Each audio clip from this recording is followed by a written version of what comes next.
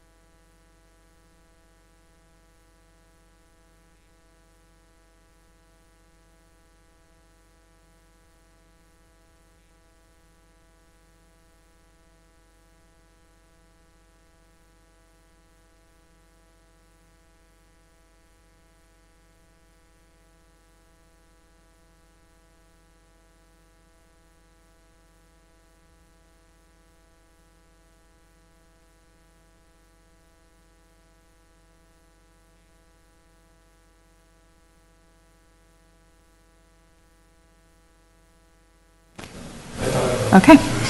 Okay, good evening. This is the Select Board meeting for March 28th, 2023, and we have returned from executive session. And our first agenda item in open session is the Pledge of Allegiance, so please rise if you're able. Pledge allegiance to the flag of the United States of America and to the republic for which it stands, one nation, under God, indivisible, with liberty and justice for all. Okay. Okay, and the next item on our agenda is public forum. Please note that each person will have up to 2 minutes to speak at public forum. Please start by stating your name and address, and I will first go to people who are present in the meeting room, and then we'll go to those who are on Zoom. Is there anyone present in the meeting room who would like to speak at public forum? Okay, come forward.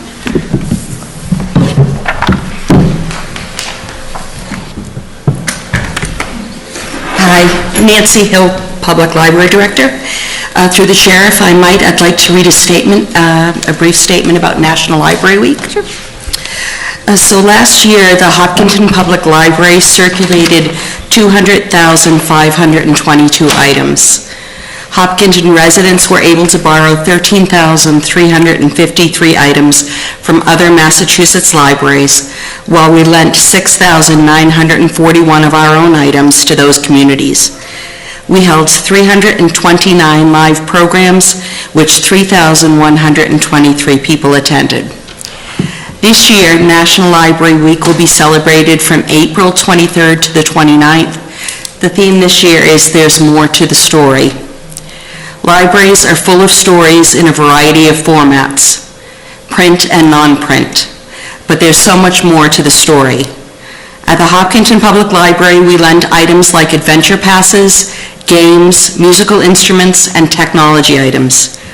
Our library programming brings the community together for entertainment, education, and connection through book discussions, movie showings, story times, monthly music and movement sessions for children, craft programs for all ages, author talks, and our English language learning programs sponsored by the Friends of the Library.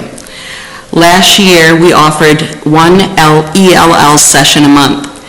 This year, attendance has grown enough to support 3 sessions at 2 different levels, beginner and advanced, and includes participants from 13 different countries and surrounding communities.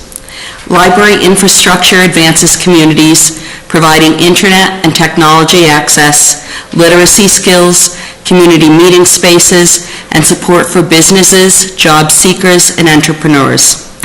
During National Library Week, the Hopkinton Library staff will be celebrating with different themed days, and we invite the public to join us on Monday, April 24th by wearing library or book-themed clothing. Tuesday the 25th, come dressed as your favorite character. On Wednesday the 26th, we'll be showing off our pajamas. Thursday the 27th is Cardigan Day, and Friday the 28th is Mismatch Day. A list of library programming and take and makes that will be available that week is listed on our web calendar. Join us for any or all of them. The Hopkinton Public Library is committed to upholding and defending the core values of inclusion and free and equal access to ideas and information which are essential to an informed democratic society. We enjoy National Library Week while remembering those core values. Thank you. Thank you very much. Thank you. Okay, is there anyone in the room that would like to speak at public comment tonight? I would actually like to say Okay. one thing briefly. I don't think that, so Muriel Kramer, 39 North Street. I don't think that we can let this week go by or this meeting go by without saying something about the tragedy in Tennessee that is just the next tragedy that we have become all too accustomed to hearing about. So I just wanted to make sure that we took a moment to not let it slide by unspoken about, that we speak out against this unremitting gun violence that the United States is suffering on an ongoing basis. And thank you to folks. There's a lot of people who are in the action to take action, like in Hopkinton, Moms Demand Action. appreciate that, and I think that we want to know how to, I want to know how to elevate that issue, the concern, and make sure people that we elect to represent us, certainly on the national level, but at every level, are keeping this particular issue at the forefront until it's solved, because it frankly is solvable. It's not about lawful gun ownership. Nobody has any objection to people responsibly and lawfully owning guns. It's about the violence, particularly violence against children, but other scenarios. So I hope that we keep talking about this and we find a way to make sure that this board is taking action to make progress on this issue. Thank you. Thank you. Anyone else in the room? Okay, I don't see any hands raised on Zoom. Oh, I see one now. Okay, Sitaraman? Good evening. Thank you so much for letting me speak. I have a request to the select board, and also first I would like to thank, I got the report, Elaine, she did give me the report for, which the chief police officer created. Thank you so much for that. What I'm trying to learn is just Hopkinton police officer go to these gun clubs, or is there any other town sending their police officer to our town to get trained? That's something. Is there any way the select board, if they can use their authority or powers to reach out to the gun clubs in our town and collect some info, like, who are their major customer? I'm trying to understand the population. I mean, who goes there, practice firing gunshots? Public would, we the people would love to know that. They are creating, the clubs are creating noise pollution. We deserve to know what's happening there. So is there any way the select board can help us get that info? Thank you. It's not on our agenda, so we can't really discuss it, but you can direct your questions to town staff, and if they can look up some of that information, they will. Thank you so much. Okay, thanks. Let's see. Okay, I don't see any other hands raised on Zoom. No one else in the room, so I think we are done with public comment. Okay, so the next item is the consent agenda. The select board will consider the following consent agenda: approving the minutes from March 9th, 2023 and March 14th, 2023, accepting the resignation of Michelle Leibowitz from the Hopkinton Cultural Council, approving a request for signs in road rights of way for the Hopkinton Lions Club to request approval to place 50, 60 temporary yard signs within the roads right-of-way of East Main, Main Street, Cedar Street, West Main Street, Wood Street, South Street, and Hayden Row. The signs will be placed on corners and sides of roads. Sides are 18 by 24 inch chloroplast, one colored, two-sided, with an arrow, 10 by 15 inch wire stakes. The signs will have the name of the event. Signs will be placed around April 13th and removed on May 13th. So the bylaw states that the signs may be placed in the right-of-way if authorized by the select board. The next item is the parade permit applications for the Jimmy Fund Walk, which is scheduled for October 1st, 2023. No road closures. This would take place along the marathon route. And the triathlon at the Hopkinton State Park, and the event dates are May 21 and September 10th, and no road closures are requested for either of those. Does anyone want to pull any of those items out or make a motion? Madam Chair, I move to approve the consent agenda. So I second that. Okay, and then a roll call vote, unless there's any discussion? No. No, I just want to make sure we say our appreciation to Michelle Leibowitz, who is resigning from the Hopkinton Cultural Council. Very much appreciate her service and contributions to the town. Yes, thank you. Absolutely. Yeah. Yes, I want to thank Michelle for her service, and also thanks to Lions Club for the wonderful event that they hold every year. Okay, so do we have a second? Yeah, we do. Okay, and then a roll call vote? Muriel Kramer, yes? Irfan Isroili, yes? Charlie Brown, yes. Amy Redovish, yes. Okay. All right, the next item at 6:45, and we're a little past 6:45, so that's fine, is the public hearing on the street acceptances. So I'd like to call the public hearing to order. The Select Board is holding a public hearing pursuant to Mass General Law, Chapter 82, Section 21, to discuss accepting and the laying out of the following streets as public ways: Fox Hollow Road and Box Mill Road. The Planning Board and Select Board have submitted an article under the 2023 town meeting warrant to accept the streets as public ways. The Planning Board recommends acceptance of Box Mill Road. The Planning Board report on Fox Hollow Road is pending. The butters have been notified of the public hearing.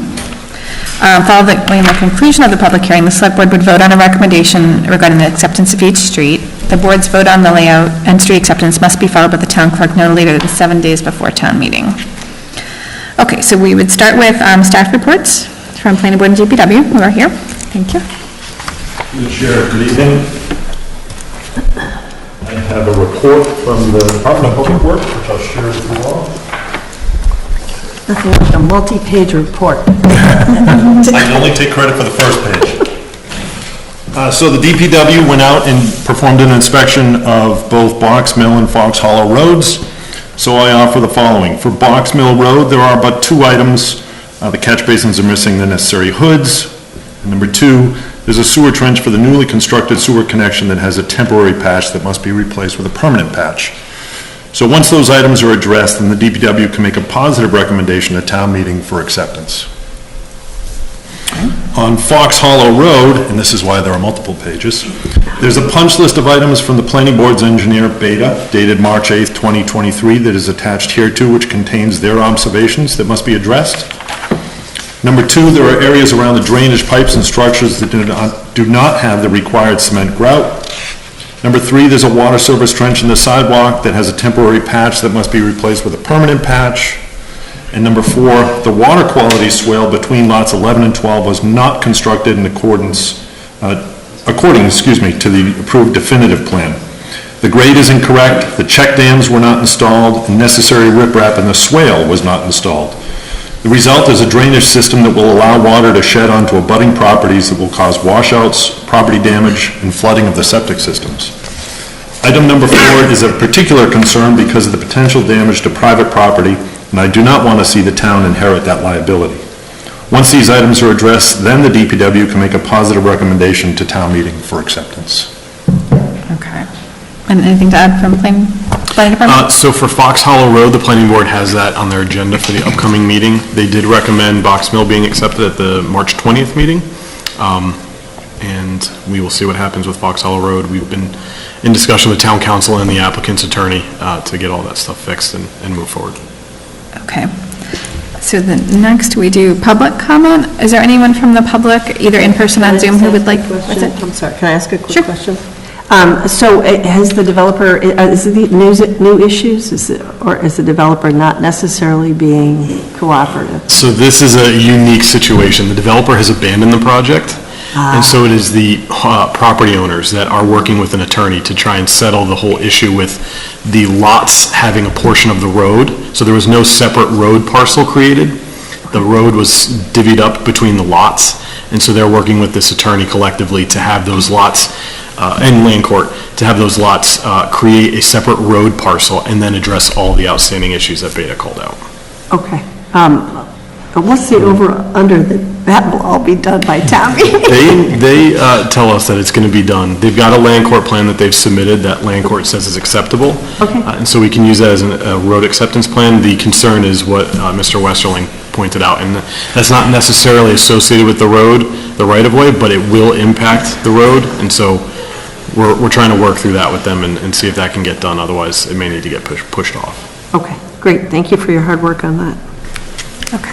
I do have questions. Well, but so, public first. sorry, just for a minute. It does say on our agenda here to go to the public first before board member questions, if that's okay? Oh, I'm sorry. Sorry. I usually go to the board first. I know, but for some reason. Okay, that's I don't know why it got typed up this way. Perfect, sorry. Okay, so are there any members of the public that would like to speak at this time? In person or on Zoom? Raise your hand if you're on Zoom. Oh, there is somebody. Is Robert Finnegan here to speak about this? Yep, okay, so why don't you go ahead? Thank you. First of all, I am Robert Finnegan, I'm the attorney for the Fox Hollow Road homeowners, and as was mentioned by the town planner, Mr. Gelsich, this has been a bit of a struggle for these folks as a result of basically the abandonment by the developer for these folks, and we have been working pretty diligently with the excellent assistance of Mr. Gelsich and Ms. Lazarus and town council now, to see what we can do to make sure we get this acceptable and to get it done. Now, the twist on this one a little bit is that we are involved with land court, and land court, this is all registered land, which makes it a little bit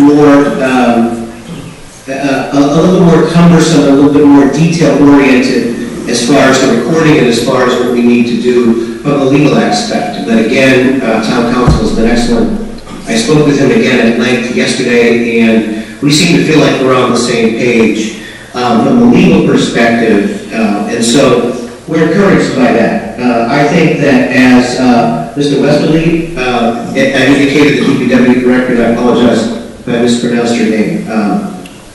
The issue is the conditions of the property out there, and in particular, the items that he mentioned that deal with water and drainage and so on. And we have retained a contractor who is emailing me late this afternoon telling me that they expect to start early next week to have this work completed, and have committed to me that they will have this work completed by mid-month. My goal being, of course, to have as much of this in place as possible for the end of the month planning board meeting, but I'm also hoping and looking forward to being on the agenda for this Monday's planning board hearing, at which point we'll update on any other developments as they come along. So the summary is that, you know, I think we tackled as many of the obstacles as we can at this point, and I think we now await hopefully the good work of the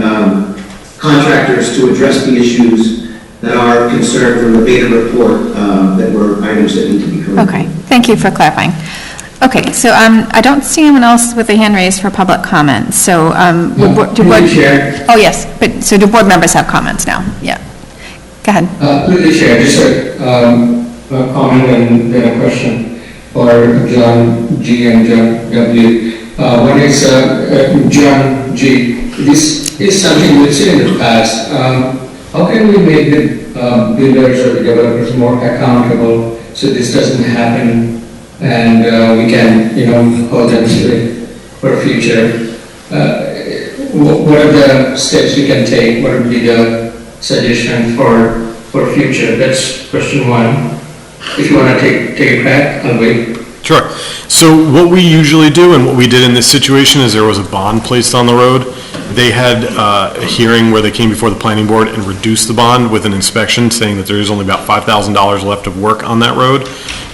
Beta reviewed it, they gave their okay, and then the planning board voted to reduce that bond. So that's really how it goes. At that point, we didn't know that the road was not a separate parcel. There was no review of that portion of it.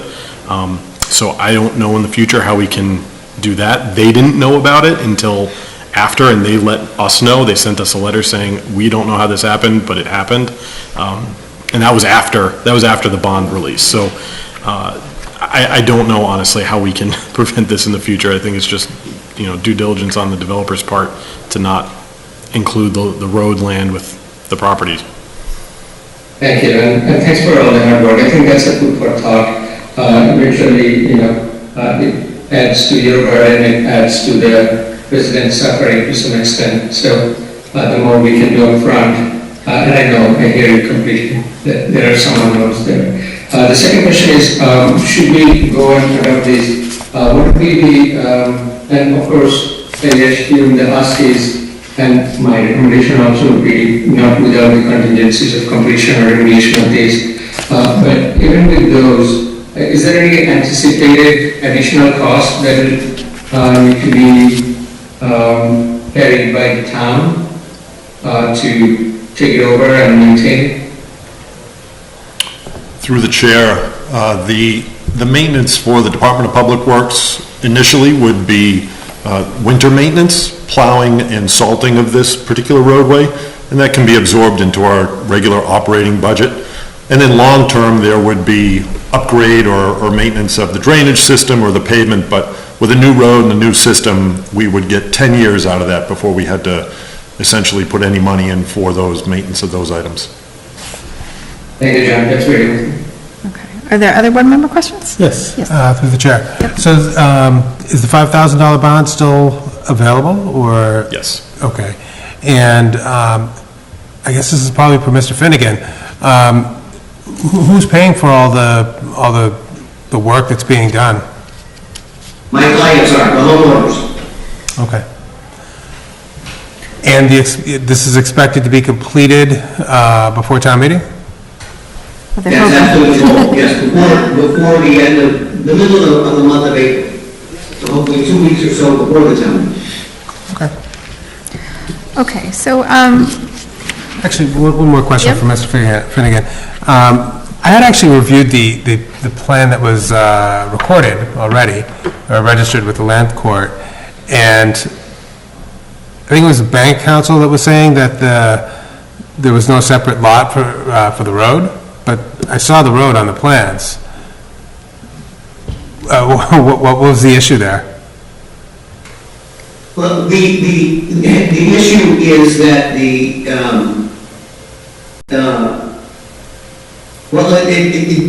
it's kind of a long, detailed legal explanation, but the long and the short of it is, you sell everything you own unless you say otherwise. And because of the way that the deeds were written, and because it is registered land, the land court made a determination that the ownership of Fox Hollow Road was by each abutting owner to the middle of the road.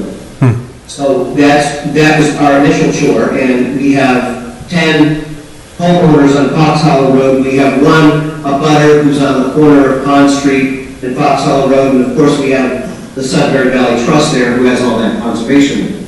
Right. So we had a number of different folks to pull together to do this, but, so the plan itself shows the parcel to be taken in sufficient description and with the coordinates that are necessary and so on. But the deeds themselves, and the actual ownership, according to the land court, vests in the abutting owners. So we have a parcel that we can legally describe in the instrument of taking that's already on record with the land court, which is excellent. That will shortcut a lot of work. And that was part of my discussion that I had with town council. Excellent. But that's the issue. In other words, that frankly, not the best conveyancing was done, so that there was some ambiguity involved in that, and land court needed to make a determination that the abutters owned to the middle. Notwithstanding that, as you correctly observed, the plans of record do clearly show the lot to be taken, which is Fox Hollow Road. The entire record. Excellent. Thank you. okay. Thank you. So we have to decide here whether to close the public hearing or continue if additional information is needed. So both of the items have additional items that need to be taken care of. I don't know if town staff can advise, can we approve them conditionally on these items being completed? Or at least the Box Mill Road, or should we could continue it to the next meeting? Through the chair, I think it will depend on the schedule by which the select board should prepare a report. I believe, if I'm correct, that report needs to be in the town clerk's office 7 days before town meeting, so the board can continue this. We do have time, yeah. Yes. But can we, for Box Mill seems a little bit more straightforward. I'm wondering if we could approve that tonight conditionally on those items being completed, or would we rather just wait and continue both? I think both. I was thinking we could approve them conditionally, and if something changes, we can get back to it in the upcoming session before the town meeting. Yeah, and I'm sure John can follow up and keep us posted. So I just wanted to check with Norman and Elaine, can we approve them conditionally? My concern with Box Mill is item number 2. The sewer trench? Yes. We need to make sure that this happens before we present this to town meeting. So my recommendation to the board is to wait. Is to wait, okay. So we would have to set a date. and there's more serious concern with Fox Hollow Road, so, or more complicated, I guess I should say. So we could continue it to one of our next meetings. Correct. We have, I believe, the 4th and the 11th. The 4th is right after Monday. So this may be not enough time for anything to be Maybe not enough. changed. Yeah. Maybe the 11th? Yeah, we have a meeting on the 11th. Do we have time in our schedule on the 11th? Correct. Well, I don't know if all the work on Fox Hollow will be done by the 11th. He was saying mid-April he was hoping for, but Okay. do we have a meeting towards the end of April, or is that cutting it too close to town meeting? Definitely not the I same. think it's too close. Yeah. My suggestion is we go with the 11th. On the 11th, we'll provide an update in terms of where we are also on Fox Hollow. Okay. So are both applicants, is everyone okay with the April 11th? We'll get an update, and hopefully some of this will be resolved? Okay. I'm okay with that. Okay. Okay, and do you have a recommendation on time that we would continue it to? The board does not need, yeah. We don't have to pick a time? No. Okay. Yeah. We'll post it as a continued meeting, right? There's no notice that is required. The chair can simply announce that this hearing will be continued until the 11th. Okay, so I think we need to vote to continue the public hearing to April 11th, since additional information is needed for both items. Okay. And then a roll call vote? Irfan Rasool, yes? Muriel Kramer, yes? Heidi Moran, yes. Amy Ritterbush, yes. Okay, and I hope that they can both be all completed and we can approve them for the Steers Town meeting, I should say. Yep.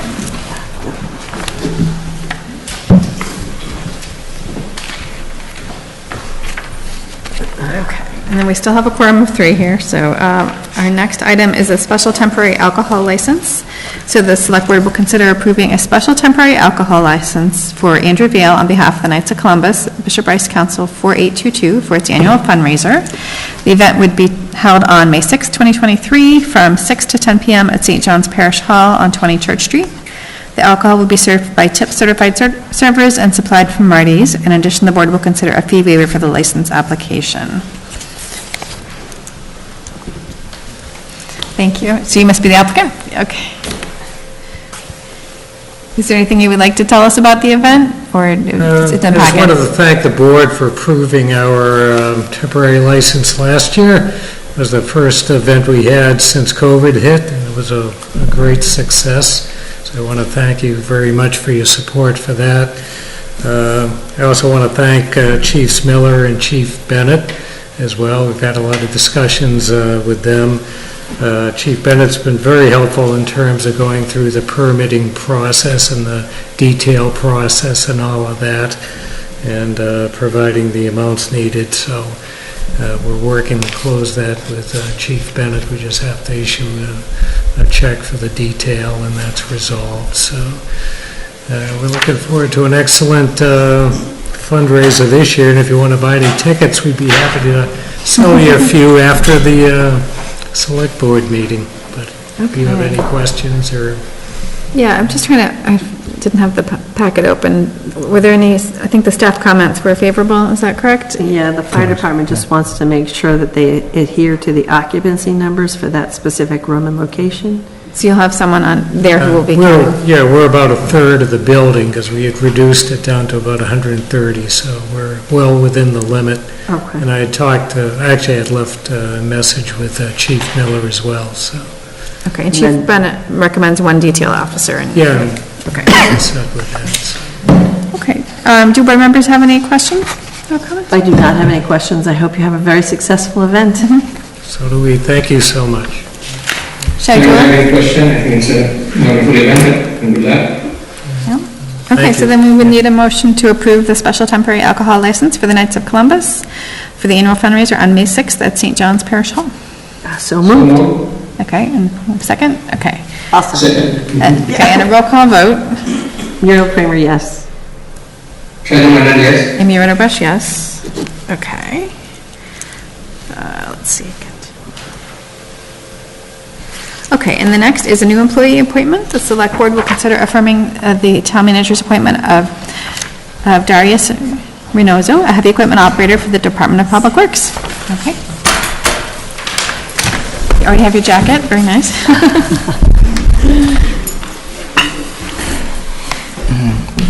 Okay, through the chair, let me mention upfront that every time we bring anybody new onto our team is a special occasion. This event tonight is more than a special occasion. And it's a special occasion because Dauris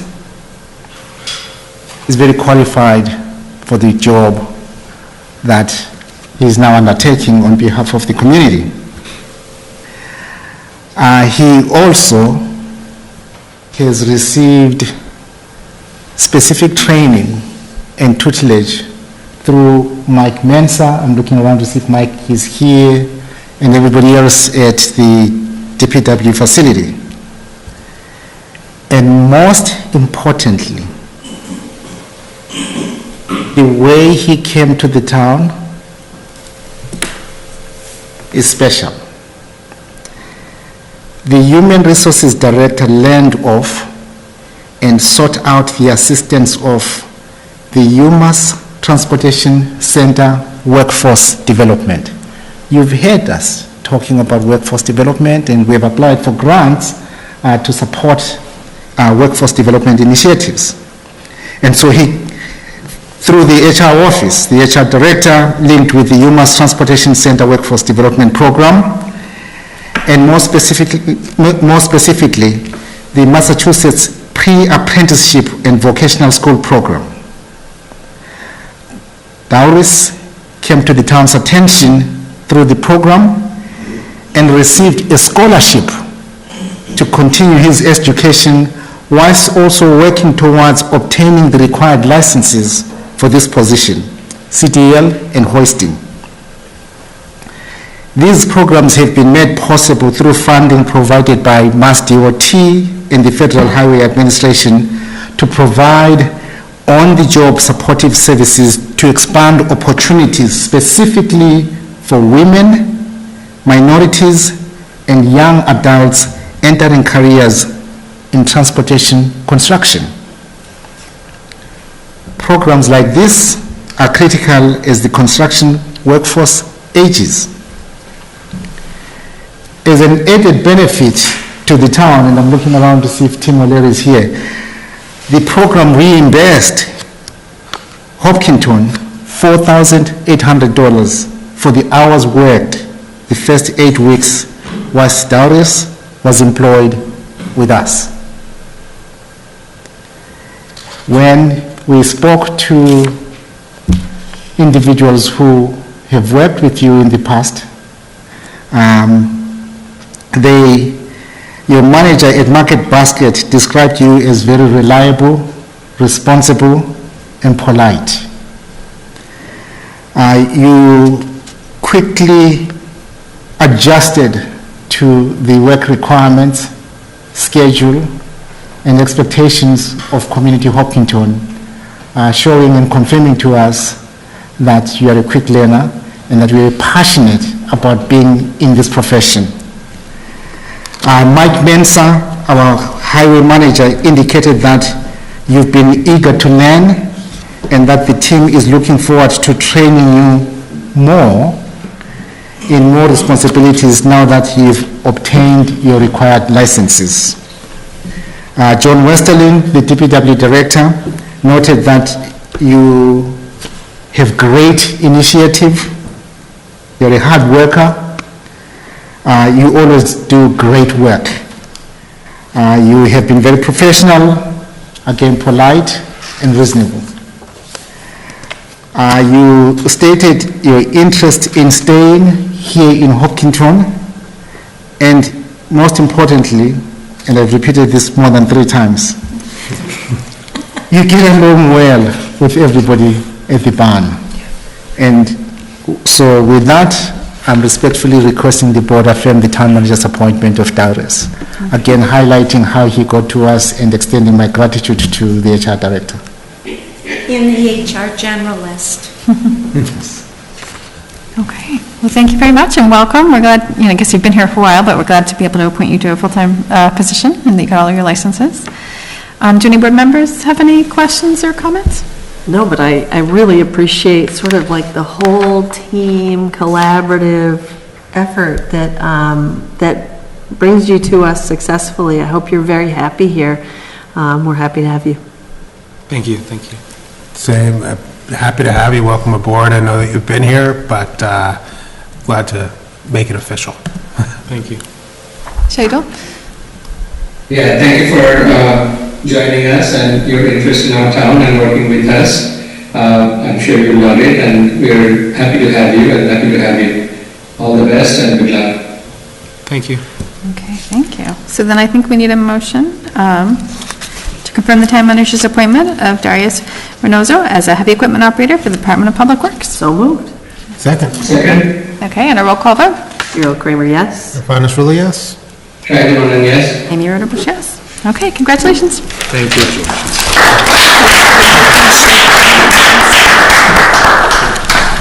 Okay, so next I'm going to ask Irfan, could you do the board and committee appointments tonight? Sorry, Amy, if we could, just a quick picture. Oh, sure, yep. All right, nice to meet you.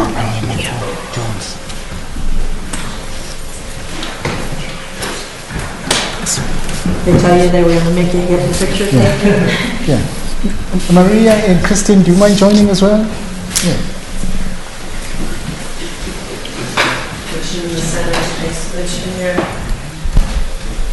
No, it's okay. No, it's okay. You called us all together this way. Want us to take that point? Take it, yeah. Want us to take that point? Yeah. Here, please. Thanks, I'm not as tall, but. That's all right, you'll do just fine. Okay. Okay. Thank you. Thank you. Congratulations. Thank you so much. Thank you, sir. Boss. Is that? Yeah, exactly.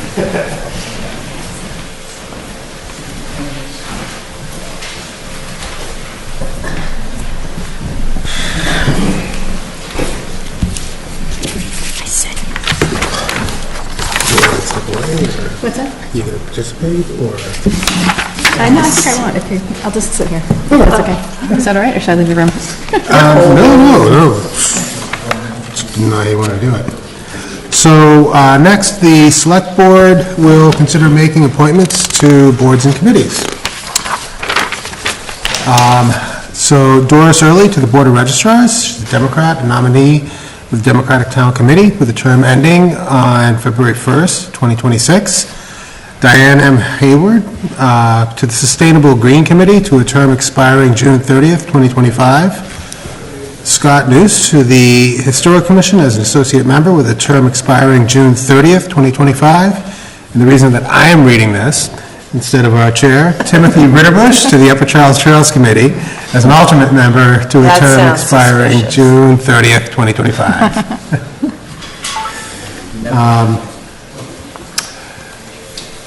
When we start with, is Doris available? Doris is on Zoom. Doris, would you like to say a few words? She's livened up. They're laughing on her up, yep.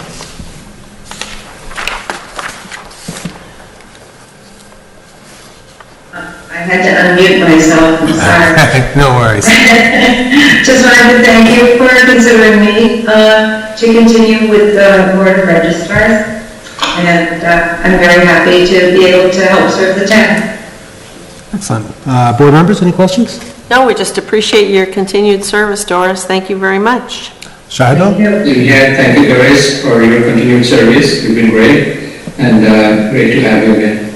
Thank you. And Amy? Nope. Is Diane Hayward available? I do not see her on Zoom, no, or in the room, so.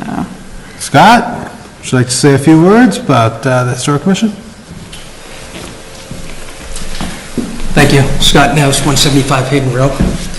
I want to thank you guys for your consideration. And I just, a couple words, is that obviously for the Upper Charles Trail Committee, we're looking to build something new that hopefully will last and endure for generations to come. And I have a passion for preserving what we have here historically, both architecturally, archaeology and historically here in the town. And the hope is to continue that legacy. Excellent. Thank you. Board members, any questions? I don't have any questions. I just want to thank you. I have had the opportunity to see your service on the Upper Charles Trail Committee and appreciate, I know that there's a lot of challenging work that's going on, and I appreciate everybody's contributions, but yours in particular, for being a really solid voice and helping the committee move things forward. And you are quickly becoming the most prolific volunteer in town, so, but I really appreciate everybody who steps forward, and look forward to having you on the Historical Commission. Thank you, Mayor. Appreciate that. Shahidul? Thank you, Scott, for stepping up and for the wonderful work and service. Keep up the good work, and great to have you. Good luck. Thank you. And I also want to add, having seen your work at the Upper Charles Trails Committee, I know that you're a solid voice. Everything is well thought out, and I think you'll be a huge asset to the Historic Commission. Thank you. Appreciate that. Amy, any questions? No, I'm all set. Thank you. Okay, and Timothy Ritterbush. Would you like to say a few words about yourself in the Upper Charles Trails? Well, thanks for the opportunity to try to serve the town, or at least for your consideration in it. I'm really jealous of Halston and Milford and their bike trails, and other cities and towns that I've visited that have it. I'm an avid runner and biker and use trails often, and I also see a lot of other types of people using the trail, and I think it's an important asset that a diverse group of Hopkinton residents will benefit from, and I know it's a lot of work and a challenge, and want to do my part to try to help bring it into fruition. Excellent. Board members, any questions? Again, no questions, just really appreciate you stepping forward. It is a big challenge. It's a different kind of trail, and it'll be very exciting to see it make, continued progress in segments and so forth. We really appreciate you stepping up. Thanks. Shahidul? Thank you, Tim, for stepping up, and I can't think of anyone better candidate than you, being the runner and a big user and fan of our trails, and being so close. I think you'd be able to contribute in so many ways. I'm excited to have you, and I'm excited to see you jumping into this role. Good luck to you, and look forward to working with you. Yeah, I want to add, I think you'd be a fantastic addition to the Upper Charles Trails Committee. I think somebody who actually uses them, uses the trails, and has seen what else is out there, it can only benefit, and I think you'll be a valuable asset to the committee.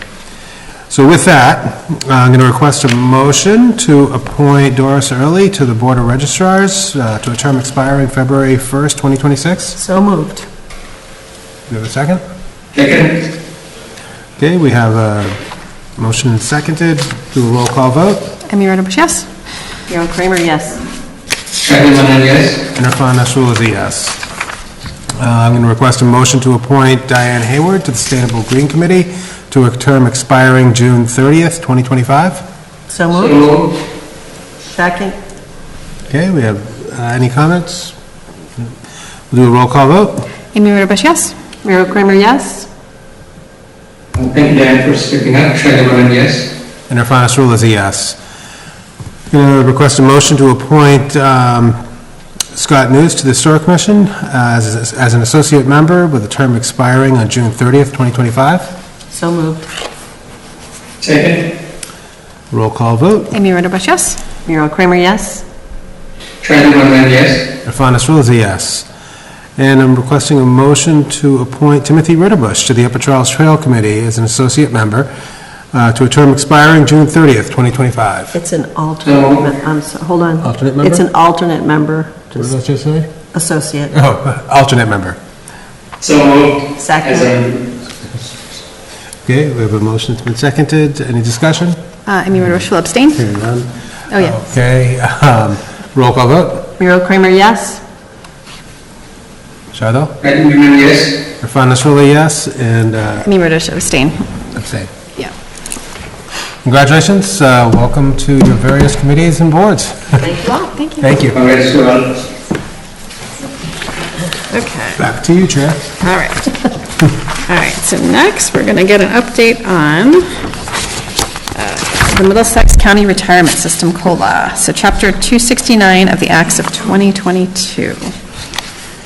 Okay, so do we have someone from staff who will explain this a little bit? There was some information in the packet.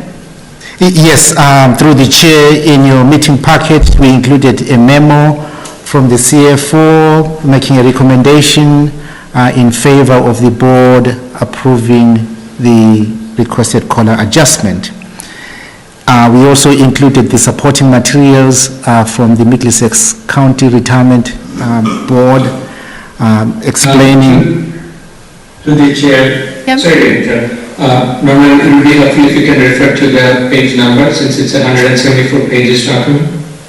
Okay, it is page 56 it begins on. Thank you. Thank you, Amy. Or 66, I'm sorry. 66. Thank you. Yeah. In summary, I want to share with the board a couple of things. One being, in terms of the cost of living adjustment, Massachusetts public pensions are much less generous than both Social Security and the federal pensions. This is due to the low cap on the amount of pension subject to COLA. That amount is only $16,000. And the normal cap on COLA amount, which by law in Massachusetts is 3%. What does this do? The low amount and the cap at 3% creates an increasing strain on employees or their surviving spouses who may live for decades after retirement. Whilst the recommendation or the request to raise the cost of living adjustment will have a cost to the town in FY 2029 through 2036, voting to accept the one-time 5% COLA provision of reference A in your packet will help address a long-standing COLA issue for existing retirees. It will also signal an understanding of this issue to current employees. The second piece I wanted to share with the board is that at staff level, we've also begun discussions with our legislative team. We are recommending a legislative change to raise the amount of pension subject to COLA to at least 200% of the federal poverty level for an individual, currently only $27,180. This indexing would result in annual adjustments in the pension amount subject to COLA without the need for future legislative action. Secondly, we believe that the COLA should be based on Social Security COLA, which was 8.7% for FY23. And remember again, in Massachusetts, only 3%. The request will adjust at 3% to 5%.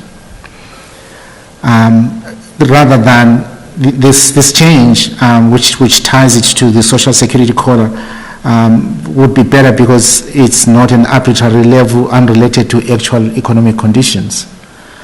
This proposal is related to public employee workforce recruitment and retention long term. So for those two reasons, I am also recommending that the board approve adjusting the COLA only once to 5%. We have also, at staff level, been monitoring votes by other towns. The majority of towns have voted in favor of adjusting this COLA for retirees. Okay, and then it won't take effect in our taxes until 2029, is that what I'm reading, in FY29? Correct. So we have some time to plan for this. Okay, and I certainly want to support our employees and encourage retention and recruitment as well. Do other board members have questions or comments? Through the chair, so you mentioned the legislation tying the COLA to Social Security. Yes. Is that a fluid number each year when Social Security kind of looks at what's cost of living adjustment, and that changes, or? It changes because it will be tied to the economic conditions. Right. And again, we're in the very beginning stages of these discussions with our legislative team. Okay. Yeah. I mean, I think it's crucial to treat our retirees well, and not leave them hanging when inflation's through the roof and only give them 3% more. Okay, Muriel, did you have any questions? I don't have any questions. I totally agree. I appreciate that this has been brought forward. I think it's important to support it and vote yes. Shaidul? Through the chair, I agree. I think it totally makes sense with inflation so high and cost of living going high. This totally makes sense. Although it's going to take quite a few steps, it seems. So I had a clarifying question. Does it need a simple majority in terms of all towns passing it to get it approved eventually? I think it says 2/3 in the pack. Yes, it's 2/3. Yes. Okay. And why is, I'm sure there's a legislative reason, why is it starting 2029 and not sooner?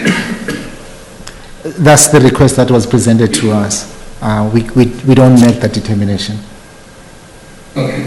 I was assuming for myself that it might be to give towns time to plan for the funding of it, would be my guess, but I don't know. And the third is, our overall OPEB impact is being calculated, or it doesn't impact that? It doesn't impact OPEB, correct? It's because it's not a, benefit is different than retirement, I think, right? Yeah, this is specifically to the Middlesex County Retirement Program. Will it have an impact on OPEB? We will have to review that. Oh, okay. Yes. Yeah. If you can let us know after review, that will be helpful. But yeah, I certainly support it. Thank you. Okay. So, Madam Chair, I move to approve the proposed Middlesex County Retirement System COLA as proposed in Chapter 269 of the Acts of 2022. Okay, we need a second. Second. And a roll call vote? Irfan Nasrullah, yes. Muriel Kramer, yes. Yes. Amy Ritter Bush, yes. Okay, and now we are ready for the Trail Coordination Management Committee update. The Select Board will hear an update from the Trail Coordination and Management Committee. And I believe they have a slide presentation that Ben will bring up. We do.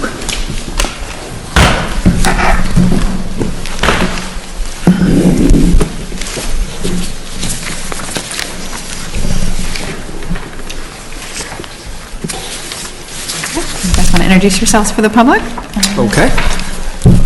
Good evening. I'm Peter Lagoy, 21 Hayden Rose Street, and Chair of the Trails Coordination and Management Committee, also known as the TCMC and the Trails Committee. And with me, I have another member, Linda Chus. Appreciate you guys, you folks, taking the time to let us present to you. I know it's kind of a busy time of year, but it's fairly critical for us at this time, not just because we've been a committee that's been in place for 4 years, and this is the first time we've kind of had a chance to give you an update on all the great progress we've made, but also because a lot of our progress has been focused on trail building, and we're looking at making a change.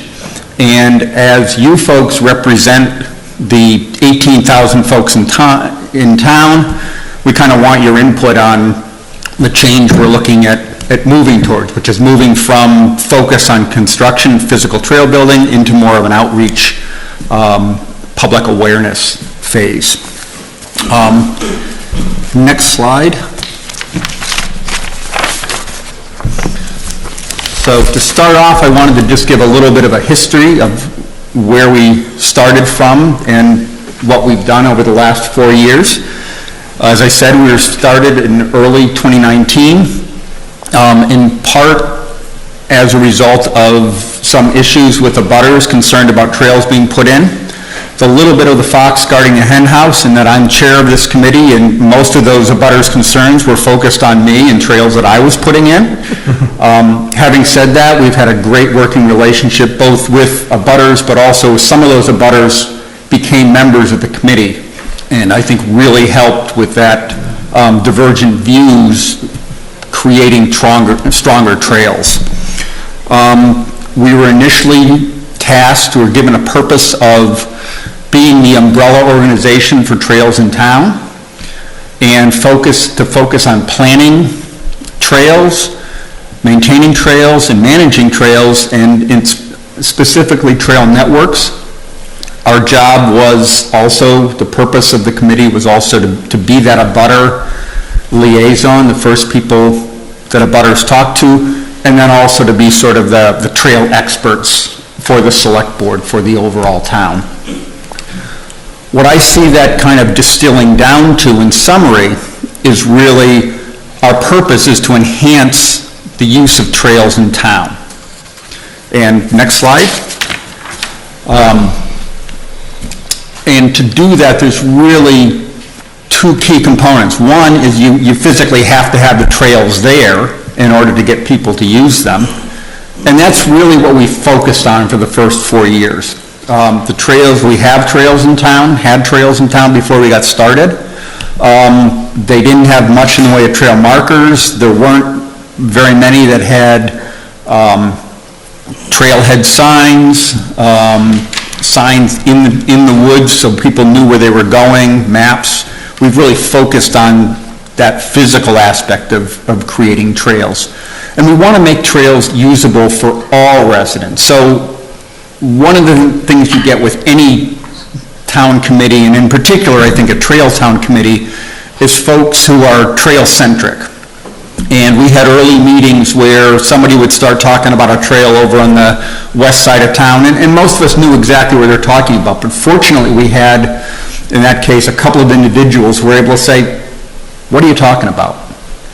And to me, those people represent, like I said, the 18,000 folks who aren't regular trail users, but who we're trying to benefit with our trails. And that's our job as a town trails committee. The trail club, fine, they can focus on just the trail-centric folks.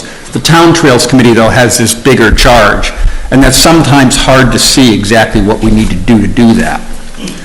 So as I said, we focused on physical development of trails and trying to make those trails such that everyone in town can feel comfortable and safe using those trails. But we're at the point now where I think we can move to more public outreach to make people aware of the trails, this great resource that we do have. Linda's going to talk about that a little bit in a bit, but the one point I sort of wanted to conclude on that is really the physical trail development and the outreach kind of are intertwined. They work together. You have to have the trails, and people get aware of them, then they ask for more trails, and it's an ongoing process. So we're not going to stop the physical building of trails, and you know, there's still tons of work to be done, but I think it's important to make people aware of it. Next slide. And just quickly here, these are some of the things you can read it. Some of the stuff we've done with trails. One thing I want to point out is we've got a picture of a bridge here from the trails behind Center School. So we got a grant for that through the 26.2 Foundation from a Two for the Trails grant program that a non-alcoholic brewing, athletic brewing company had for trails. So we got $7,500 for the wood, basically, for all these bridges we're building. The other thing that you can see in this picture, and Irfan, you'll be aware of this as a biker, is that most bridges that you'll see out in the woods have a step up on them. They're squared off. These, which were built by a neighbor of mine who happens to be a carpenter, and he kept asking me exactly what I wanted, and I said, basically, you know what you're doing, I'm going to get out of your way. But these bridges back there are gradual from the ground, so you can ride a bike, or as a runner, you can run over these much more easily, and that has become the new standard in Hopkinton for bridges. We're actually retrofitting some in Cameron Woods. We have a program of trail work days, which has also been a nice thing. Next slide. Again, just a couple more examples. On the left, that's the Hughes Trail, again, an example of the trail sign.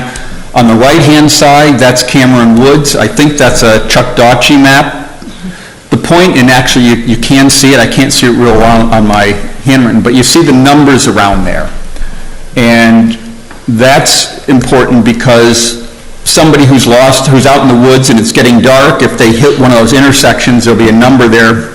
They can call our town safety folks and say, hey, I'm at, number 10 on the Cameron Woods Trail.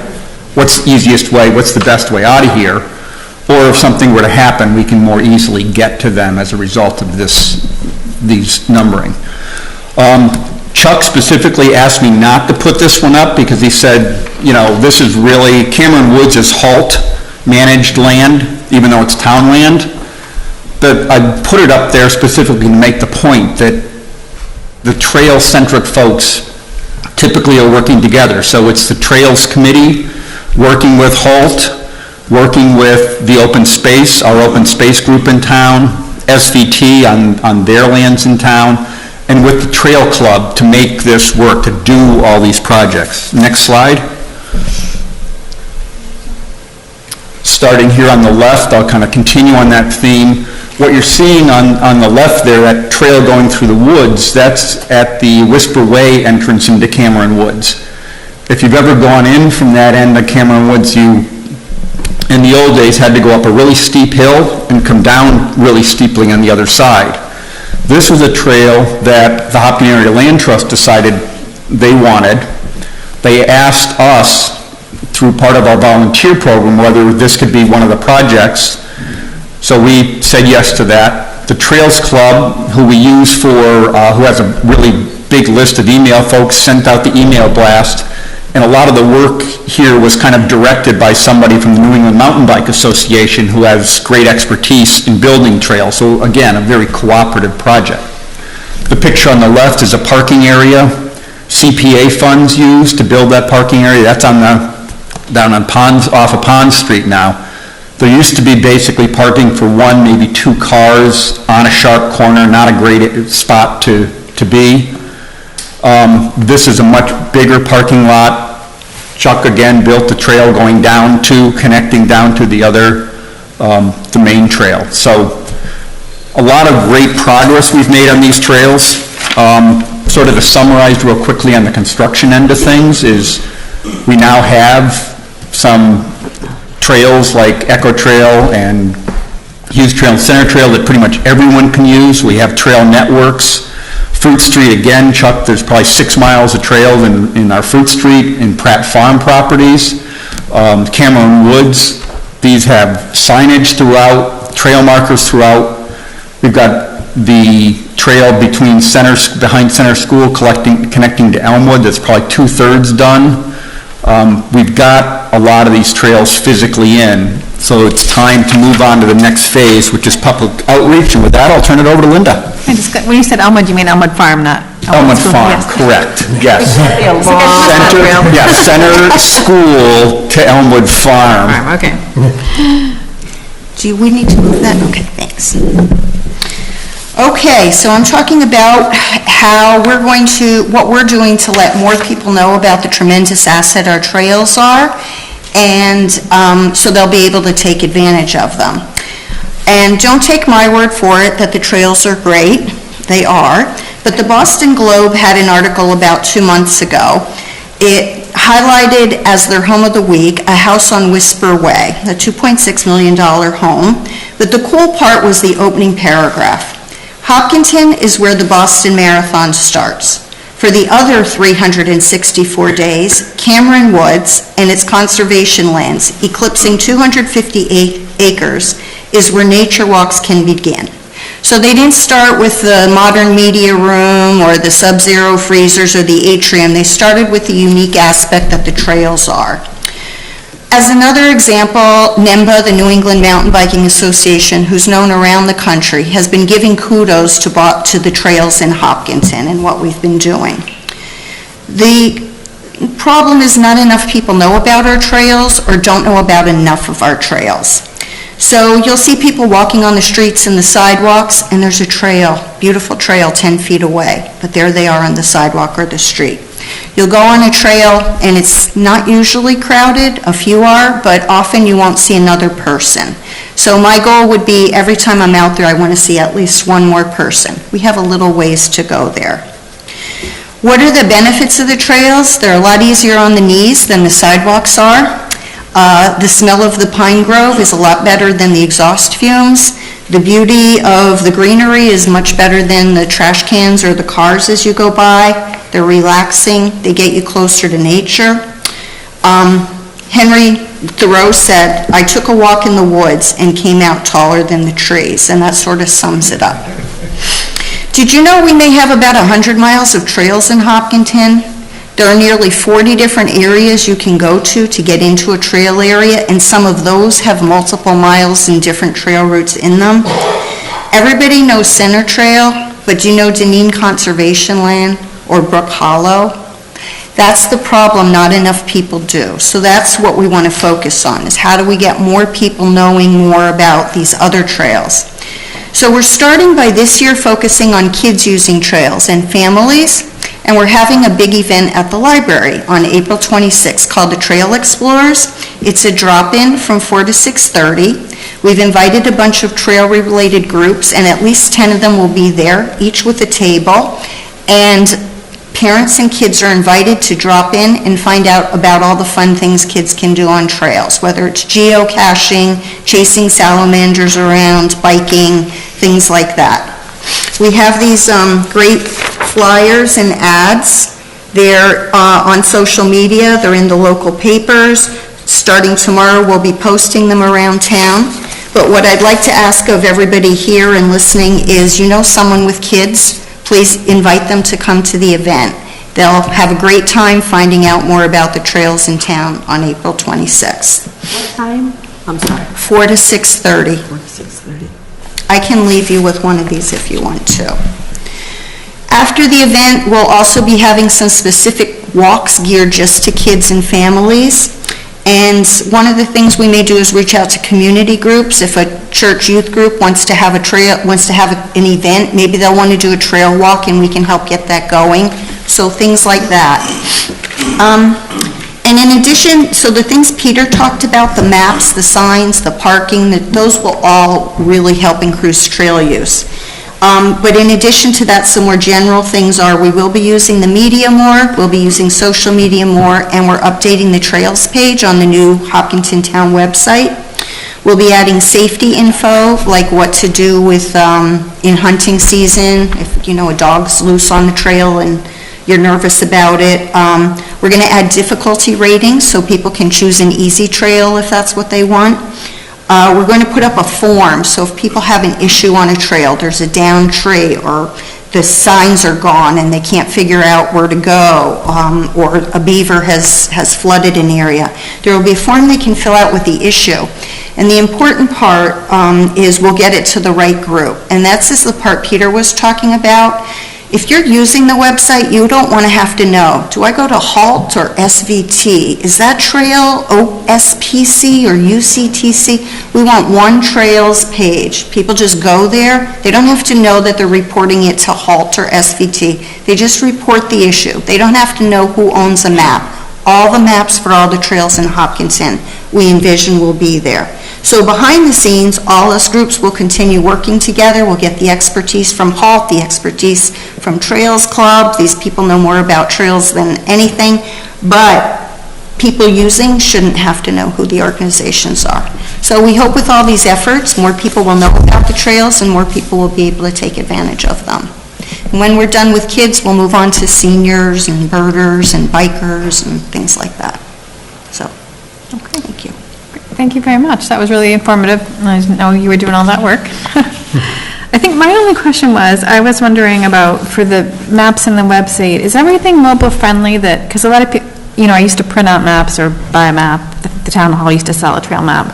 But nowadays, I'd really rather just be able to navigate on my phone. Does it include that component, or it will, or? So you can use the maps on your phone, and we'll also have recommendations for portable maps that you can get in app, like OpenStreetMaps or TrailForks, and that can supplement, but you can download the maps or get the maps on your phone now. Another thing I do is at the trailhead, sometimes I'll just take a picture, because then I'm not dependent on any cellular connection while I'm walking, so. Okay, do other board members have I questions? think you guys are on the right path using NEMBA. They've already put you up, I was just checking to see, Cameron Woods is certainly on Trail Forks, and, you know, you guys are doing the right work and connecting with the right people. I know I hiked Cameron Woods and parked in Pond Street, and it was super cool. I was like, wow, you know, I was with my son, and he was like, what's that other parking area? I'm like, oh, that's the one that they're bailing on, and, you know, built a nice place where we can park and less dangerous. So, fantastic work, and keep it up.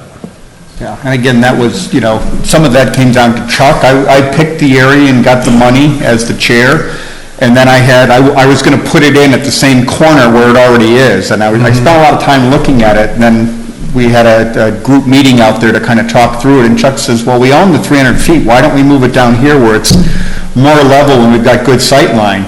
And I went, because I decided it was going here, and then I stopped doing that, and we went with his way, and it's, you know, it's much better. So the cooperative process really works well for us. It's fantastic. And just to, you know, shout out to Trail Forks. I mean, Trail Forks is fantastic. You can track where you're going, and if you do get lost, it tells you how to get back. The maps are horns. Riaz, do you have any questions? First of all, your enthusiasm is infectious, and I love it. And I remember the meeting that I went to. I was captured by your efforts. You're out there, first person experiencing to find out, you know, why people are using the trails, why they might not be using the trails, and I love it. I love your whole committee's enthusiasm for making sure that we have these really wonderful resources. And I confess, I didn't know how many trails there were in Hopkinton. So honestly, we don't know either. Yeah, and so I guess philosophically, the question that I have is that sometimes we hear that people, like, there's that big trail system off of Whisper Way. It's a big, gorgeous set of homes and so forth. I'm hugely enthusiastic. I actually abut town property as well. So there's trails behind me. I love it. But some people are very resistant to that notion. And do you have any thoughts about how we can get people more enthusiastic and more comfortable with the idea of, you know, so many of these developments with the open space had trails, you know, put in part of the plan, and even then, homeowners that knew that when they were coming in felt resistant to it, or perhaps there was a soccer field or whatever. How we can start getting people also more comfortable with the notion of having trails in proximity and utilizing them and that wonderful connectivity and the different kinds of trails. Well, a couple of things. One is that I always say that a trail that goes in after the houses are there is a threat. It's a change. People don't like change. A trail that goes in ahead of time, as Linda pointed out, is an amenity. Yeah. So, for example, with the new Chamberlain extension, we're trying to get the trails in ahead of time so that they're there. People are then, when they're buying their house, the trail's there, it's not a big deal, and in fact, it's an amenity. I've got kids, they're going to play in the trail, it's great. You try to put that same trail in 2 years after they moved in, and it's an uphill battle.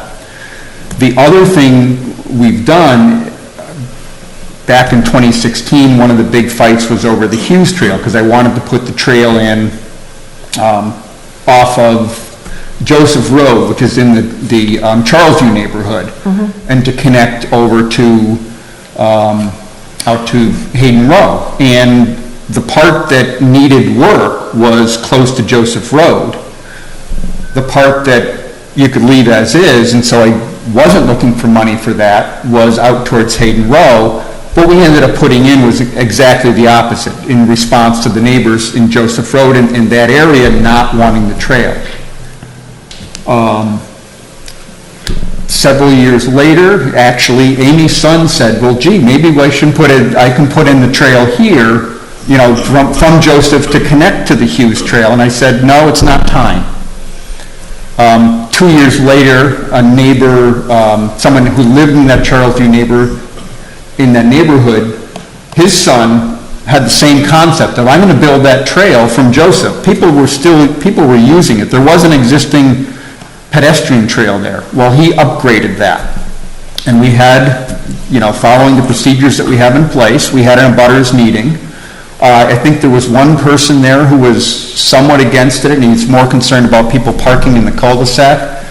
Other neighbors showed up. We probably had 15 people at that meeting, all saying, great idea for the scout to do it.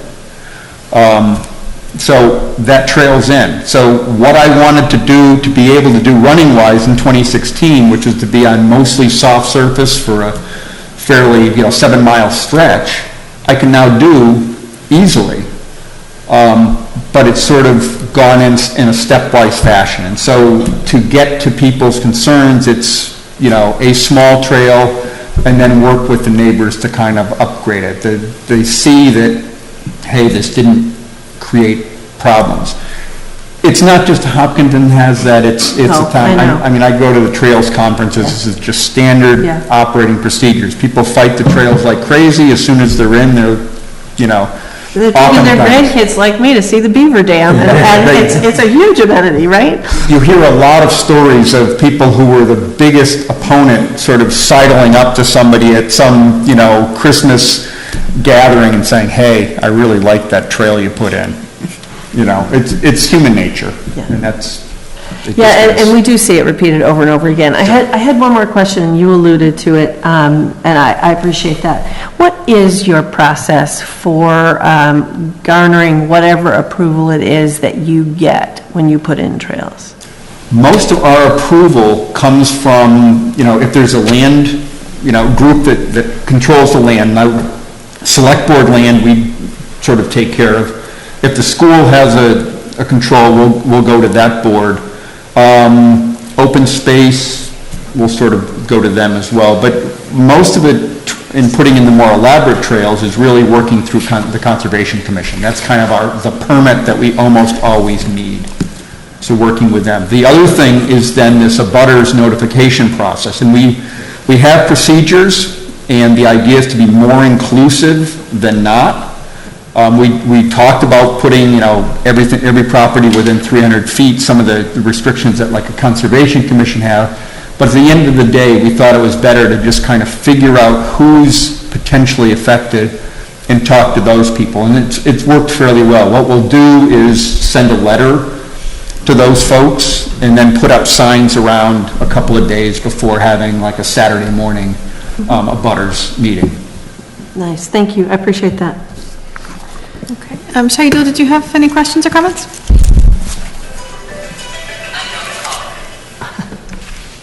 You're muted. Thank you. First of all, thank you both for your hard work and dedication and passion for our wonderful trails, and thanks to all the committee members. I know you put in a lot of work, a lot of hours and dedication. We are truly grateful, and that's why we are, also get to use our wonderful trails and get our name recognition being a trails town as well. And we look forward to your continued work. One question before the question, I also wanted to give you kudos for seeking and partnering for raising, I would say, private funds, which is always helpful, and getting things done through all means. So I think there's something we can all learn from there as well.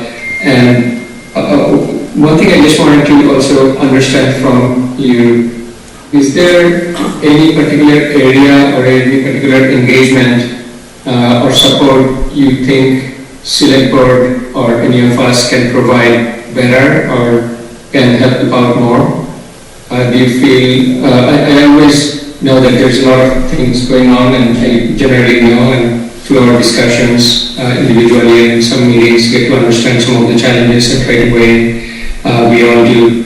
But anything we can collectively do as a board, please feel free to state now, or if you want to propose something collectively, that would also help.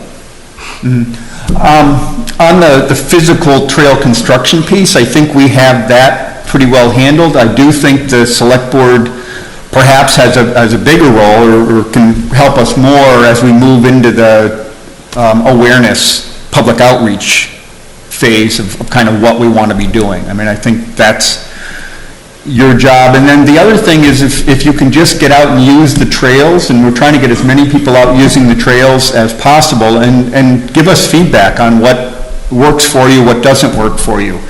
I initially came up with the trail markers that you can see if you take the trail behind Center School, and in looking at them, they're nice metal markers, and I chose them in Hopkinton Green, so they're round in Hopkinton Green, and guess what happens when the leaves come out?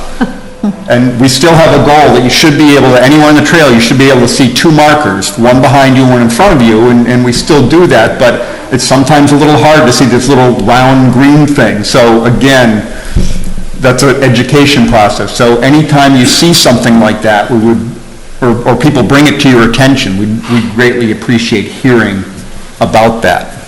Anything else you can think of? No, I don't think so. Thank you, that's great feedback, we certainly keep that in mind again. Okay, well, thank you very much. Thank you. Thank both. you. And thanks to the committee, and Chuck back there. I do want to say thanks for the work on the bridges. That's huge, because, I recently mastered being able to jump up onto them on my bike, but... Do not remember. That's why I put it this way. Gotten so much better since then. Thank goodness. So we are slightly ahead of schedule, but I think Dan McIntyre is here, right? So we're lucky. Amy, kudos. All right, well, can't be sure it'll stay like that. Good evening.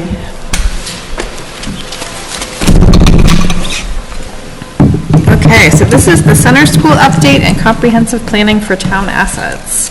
So the select board will receive an update from Dan McIntyre of the Permanent Building Committee regarding Center School and the need for a comprehensive review of the town's Fruit Street property as well as the Elmwood School property. Because the reuse of Center School implements the town's master plan item CFS 1 regarding the reuse for Center School. And I was just going to hand those out too. These are all the select board action items, even though we're only going to discuss this one tonight. They're what? I'm sorry. All of our master plan action items. They were probably better thank you. Nice job, Amy. Good job. Yeah, you can have that one because I have it on computer. Okay, so you have a presentation, I think, too? We did prepare a couple of slides just to keep the conversation moving. Okay. So when we were here last fall, we talked about how the Center School property can support the town needs identified to date.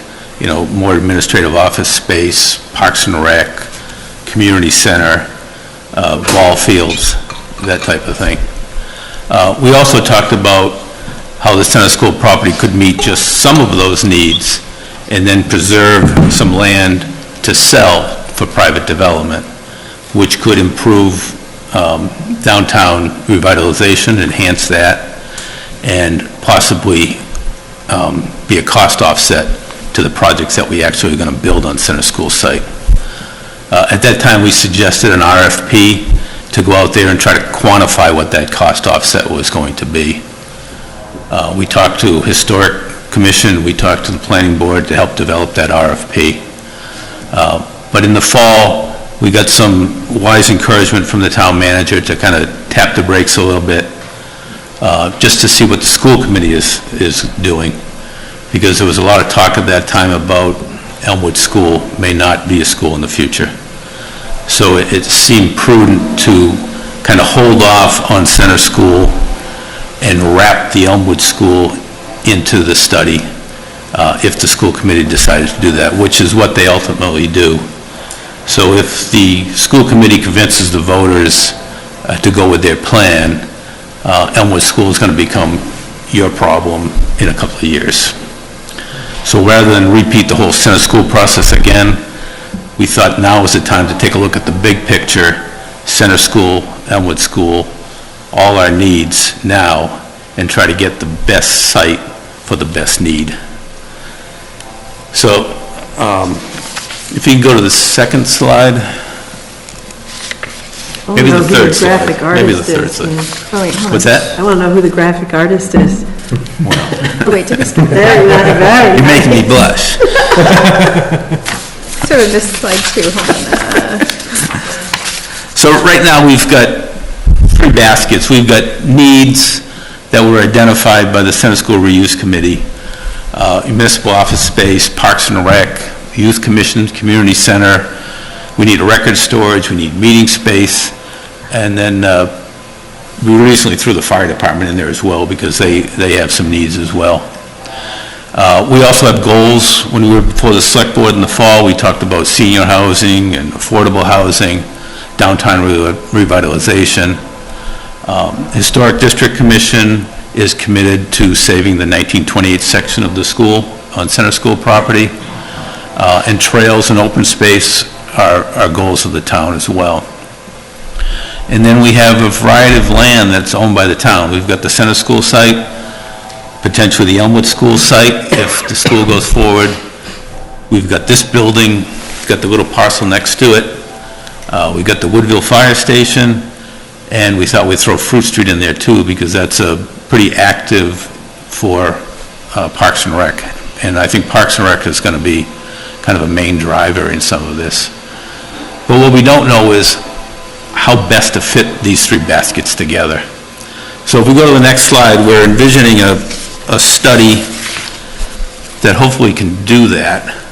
Nice. You see those 3, the needs, the goals, and the land baskets up on top. We thought we would have our consultant take a deep dive into the needs, actually go meet with the department heads, really understand what their needs are, figure out how much space they need, what kind of land they need for those needs. Also get familiar with the town goals, and then assemble all the information we have on the sites to date. The school committee has developed a lot of information for Elmwood and Center School. Fruit Street has a lot of information from past master planning studies. Yep. So we thought we'd get the consultant familiar with all that information. But before we do anything with that, we felt that we should have a community forum. We'll present some charrettes of all the different needs, the goals, and the land, and try to draw some input from the community. You know, do you agree with these needs? Are there other needs that you see that we should be addressing? It'll give kind of some public outreach for these needs.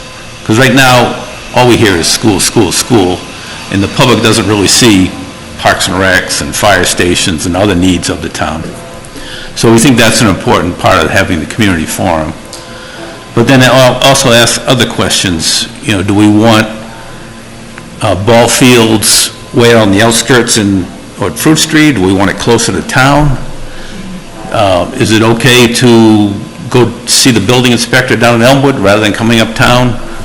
Get their input on those type of things. And then with all that information, we'll send the consultant away to try to put that best fit together. What needs can best fit on which sites? Develop a matrix of all those constraints to try to figure out. We'll make some recommendations on which needs go with which sites. And then come back to us, and when we say us, we're talking about another community forum, to present those findings and then refine them. And then once they refine them, we'll have kind of a final community forum or well-advertised select board meeting to discuss those recommendations. And in that way, the select board is kind of prepared for what to do at Elmwood School when it's dropped in your lap. And you have kind of a matrix of needs, sites, costs so you can do some long-term planning and budgeting, because that's the real issue here, is going to be money at the end of the day. So with that, I think I can turn it over to any questions you might have. Great, thank you. So that does all make sense to me. I was a little worried that we didn't start working on the what we would do with center school before we decided to vote and make center school, build the new school somewhere else, and we knew we would have the land. And so I think it is good to look at it in advance of the Elmwood vote, and even if it's possible the Elmwood school won't pass, but if it, assuming that it does, at least we would have a head start on a plan of what the needs. I guess the other concern I have too is that it's been a very long time now that this old center school has been empty, and I was hoping that that process could be sped along. And so you would be looking also at public-private partnerships potentially too, so parts of the land could maybe be, or we were looking at that with center school, that parts of it could be used by I think that should still be part of the analysis, and it could also be Elmwood School or even Fruit Street. Maybe sell some of that land to help offset our costs. And I think some towns have made... We don't really know at this point. But we think we should keep it in the mix because, again, it might help keep taxes down. Yeah. So we're, obviously, we have a lot of needs and wants and not enough money, so whatever you can do. But we didn't want to rush in and do something at center school and find out that maybe we should have built that at Elmwood, Okay. And then I think you'll probably keep the MBTA Communities Act in mind too, which is a pressure that we'll be getting soon to build, to zone at least for more dense housing, and where would that go? And they keep changing the rules on that, so I'm not sure. I think those might be all my questions and comments for now, if you guys have... So, through the chair, just really one comment, extended comment, but we've been talking about the budget, and we've been looking at the capital plans and what the tax impact is going to be, and I really like the fact that you're looking at the public-private partnerships to offset some of these costs, because, we do have we have a lot of projects in the pipeline here, and I think maybe bringing the CFO along with you at some of these meetings to get an idea as to what the costs would be and what the impacts would be very helpful. But I'm glad that you're looking at everything. That's a good thought, yeah. In advance and planning it, so it's coming. Okay. Yeah, through you, Madam Chair. One of the things that is on the capital plan that I'd like to make sure is explicitly sort of in that bucket of needs. The school has put forward a plan that I don't fully understand the details for a new preschool or preschool building or something. So I just want to make sure that's explicitly in the bucket of needs. That was new to me recently in sort of the needs that are being put forward in the capital plan. So that would be separate from the school? You know what, I know very little, just that it is out there on the horizon as something they want to be looking at or studying, or they have. Okay. I just want to make sure we're including that in the conversation. So yeah, so far we've kind of excluded school from this, but it may be a good idea to have our consultant meet with them. Just to I assume get the that schools feedback. could come forward with their needs too. They'll be one of the stakeholders you'll interview. It's a global need, though. One of the things that I think about is if whatever that preschool idea was about $20 million, and whatever the rehab at center school was about $20 million. In my little simplified thinking, I thought, wouldn't it be cool if maybe it was only $20 million that we were spending for something like that? There was some other MSBA rule that if you used MSBA money to build a new school instead of replacing a school, that you could not use the old school as a school ever again. I don't know if they've ever changed on that. I just want to flung in the bucket which to consider. Which would be the case at Elmwood too, but not Fruit Street. Yeah, and I have no idea. I know so little about it. I just know that it's out there as an idea, so I don't want to lose it in the needs assessment. I have a question about that. First of all, I'm thrilled at this. Your graphics are lovely, but I'm thrilled just conceptually. So to put everything in together and to sort of analyze the needs and the goals and the opportunities all at the same time with a focus on bringing the community together to interact with that information and get their feedback. Can I ask if we're going to have an independent facilitator manage that community forum? Is that part of the plan? We had discussed that to try to do that, but we really haven't figured it out yet. I think that is going to be really important, right? So that we have an independent voice helping the community work through all the needs and the goals and the opportunities from a very sort of objective standpoint. Yeah. So that would be my... We still need to work that. We were thinking kind of stations, a need station, a goal station, a land station, walk people through it, try to eke out their input, but facilitators can certainly help that. Yeah. So however it happens, somebody who can help us with a more just an objective study, whatever the format is, and an objective analysis of the input and how it's presented and so forth would be, I think, important for sure. Yeah, and then the only other thing was, to Amy's concern, Center School's been empty for a long time. I hope that part and parcel of this is we're talking in terms of what we need to do to make sure we maintain the integrity of the structure while we are figuring out what we're going to do. So, and I don't think that that's your plan. I just no, throw that out there. I understand that it's kind of mothballed now, so we got minimum heat in there. We shut the water off so we don't have any water breaks and things like that. So but you're right. It's the longer we wait, the more deteriorated it's going to be, and then the more expensive it's going to be, unfortunately. Truly appreciate your work on this. Well, thank you. Oh, wait, I think Shai Dwell might have questions too. I have some questions to the chair. Yep. Well, first of all, thank you, and this is a very important topic, and I've been very eager to hear where we are. So thanks for the update. And it seems, there hasn't been a lot of progress, a lot of good ideas, a lot of good work put in, thanks to you and the body.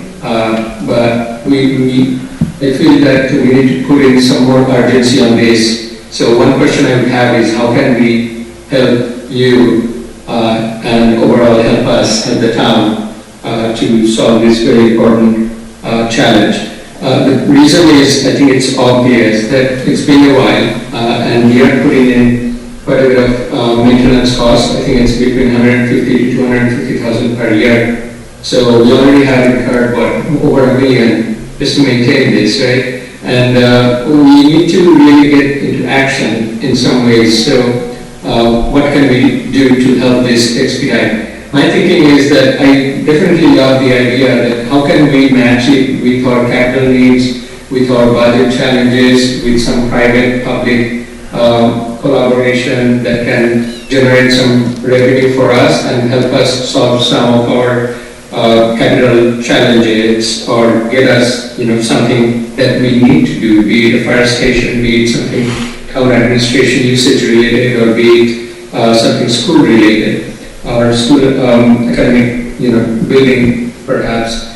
There are many options I'm sure we're looking at, but I really cannot emphasize more that we want to get going so we don't, spend another 150, another 250, whatever the number is, the CFO office can confirm, which could actually accommodate 2 more firefighters, 2 more police officers, or 3-4 more teachers.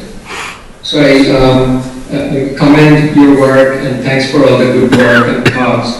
But let's all get our heads together, get the community together, get those plans for moving things, faster. Faster, it's been 7 years. I don't know if it's faster or time or even it's never late, so we gotta get into action.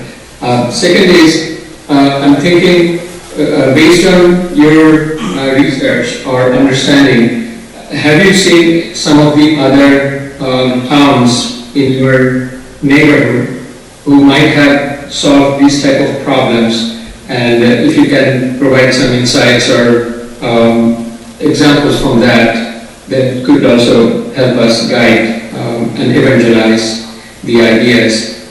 And third is related to the new state law about zoning that we're hearing. I believe that one has a limitation of half a mile perimeter around the station. I don't know if that would cover this, likely not if it's half a mile, but if you can, or do you know if you can confirm that, if that would be applicable for this.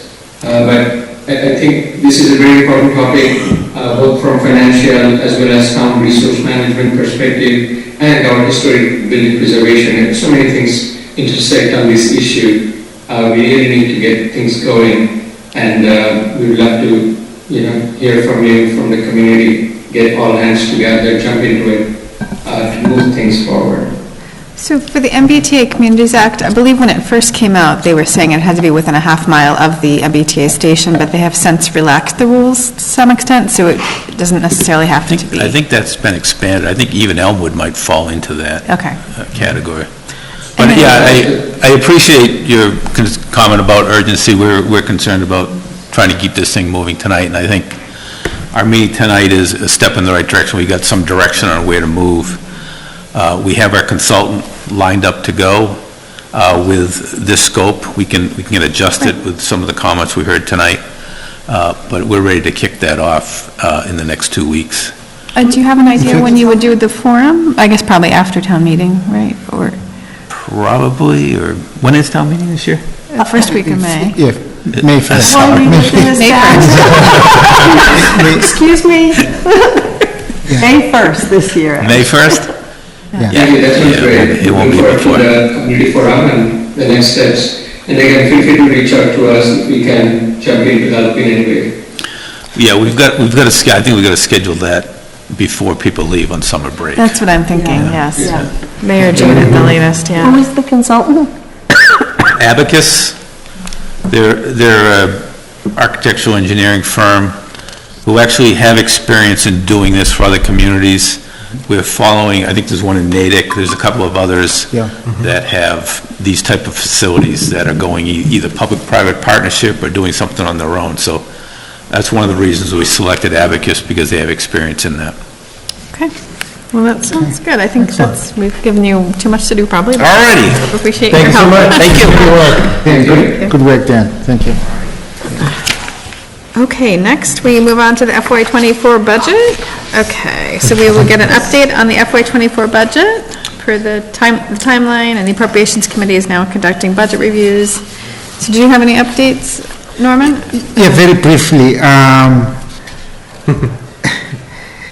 As you mentioned, the Appropriation Committee has scheduled 7 meetings to review departmental budgets and also to develop their written report and recommendations for consideration at town meeting.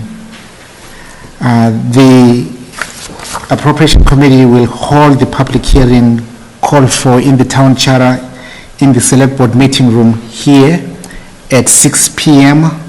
on Monday, April 10th. Again, the meeting is here at 6 p.m. on Monday, April 10th. That's, sorry, that is the public hearing? Yes. That's the Appropriations Committee? Public hearing. Okay. Yeah, at staff level, we had prepared a press release to support and encourage public participation.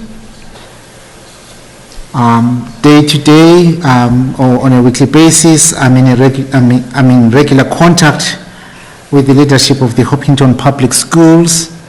My latest information is that there has yet to be a determination on the $115,000 in grant funding discussed at length during the last Select Board meeting. I will stay in contact with Dr. Kavanaugh on this issue and will keep you informed. As a final matter, and this is building on our most recent past practice, staff has developed a series of 3 very brief issue papers covering these topics. 1, the structural deficit in the operating budget projected over the next several years. 2, the prospective combined tax impact on the operating budget structural deficit, together with the tax impact of the 5-year capital plan. And 3, a discussion of the benefits of complying with town financial policies in developing a budget. In addition, I've asked our contracted actuary to provide a summary of the link between the level of funding the town chooses to make to the OPEB trust fund and the amount the actuary computes as a liability so that it can be clearly understood. Close inspection of those 4 topics, I believe we have identified the themes that have occupied us throughout these budget discussions. I will be releasing these 4 position papers later this week. I will forward copies to the Select Board and the Appropriations Committee members. Staff will post them on the town website for the public. I would like again to thank town department heads and the Hopkinton Public Schools for their work in revising and adjusting budgets in the late stages of the process and express appreciation for the work the Appropriation Committee is doing to prepare the recommendations necessary to support the review and decision by town meeting in early May. Okay, well, thank you. So the issue papers sound like a great idea because I know residents are very interested and concerned in things that will explain complex budget topics. I think would be helpful. I know I watched a good part of the Appropriations Committee meeting last night, and I believe they're all on Zoom so that they would be recorded and people could request the recordings, and maybe we could even post the recording links for people to watch, I think would be good when they're done, because I don't think they're live televised the way our meetings are. Yes, clearly they are recorded, and we're also taking an extra step in better presenting our budget discussion information to the public, where we will identify the topic, the meeting minutes, and if there's a video link, we'll also include the video right link. next to it. That's a great idea. Yeah. And then, let's see, you did the public hearing, and there are no, I assume there are not, or you would have said, but there's no new revenue sources identified and no new major expenses since the last time we looked at the budget? At this point, no. Okay. We're just waiting on that grant. Okay, do other select board members have questions or comments on the budget at this time? I'm all set, thank you. Okay. Through the chair, I was attending our internal budgetary meetings, advisory meetings, so I'm up to date. But one thing I wanted to check, Norman, do we have are we tracking to our timeline for the town meeting, or it will be the night before we are looking at? That's a good question, Shardul. It's an issue that is near and dear to my heart. For 14 years, I have dreamt, I have believed, I have hoped that we can conclude the budget discussions at least 14 days before town meeting. There's one area in our work where we are meeting that goal, namely the Appropriations Committee now they do provide their report for town meeting well in advance of town meeting. We are hoping, yes, that we will have resolved the budget, the outstanding budget questions well in advance of the Appropriations Committee public hearing. So, in other words, if the question is, are we tracking, how are we tracking in terms of our budget schedule? Yes, we are on schedule. That's great. Yeah. You get that? Thank you. Nero, did you have any questions? Okay, that reminded me, or this will kick over our discussion of town meeting, the timeline. I feel like I had one more question. All right, I might bring it up at the next topic if I think of it. You're the chair, you can bring it up anytime. I can bring it up anytime, there we go. Special privileges. I was looking up the timeline, when Shadol mentioned that. The timeline is not in our packet this time, right? No. It almost always is, and for some reason. Yeah. So did we decide we are going to post the Appropriation Committee links? He said yes, that would be helpful. The videos and the minutes and the agenda. I wasn't able to watch last night, but I would like to. Yeah. Okay, oh, that was the other thing, sorry. Not appropriations, but I asked Norman to include in the packet the Senior Solutions Guidebook. This relates to the budget on the different items that the different programs we have that seniors can take advantage of, circuit breaker, various other things that we have because we have tried whenever we can find a way to do an exemption for seniors or folks on disability or fixed income to reduce their tax burden. And then this guidebook, I think, was from 2019. So I don't think it has the newer thing. I think it's more recent than 2019. We voted on something for the water bills, like a means-tested water bill. Every year when we set the water rate, we have an exemption rate. I will check to make sure we have that. Okay. Yeah. I think that was more recent than 2019, but anyway, that is another opportunity we have. Just occurs to me, I'm about to be paying a fine for my dog license.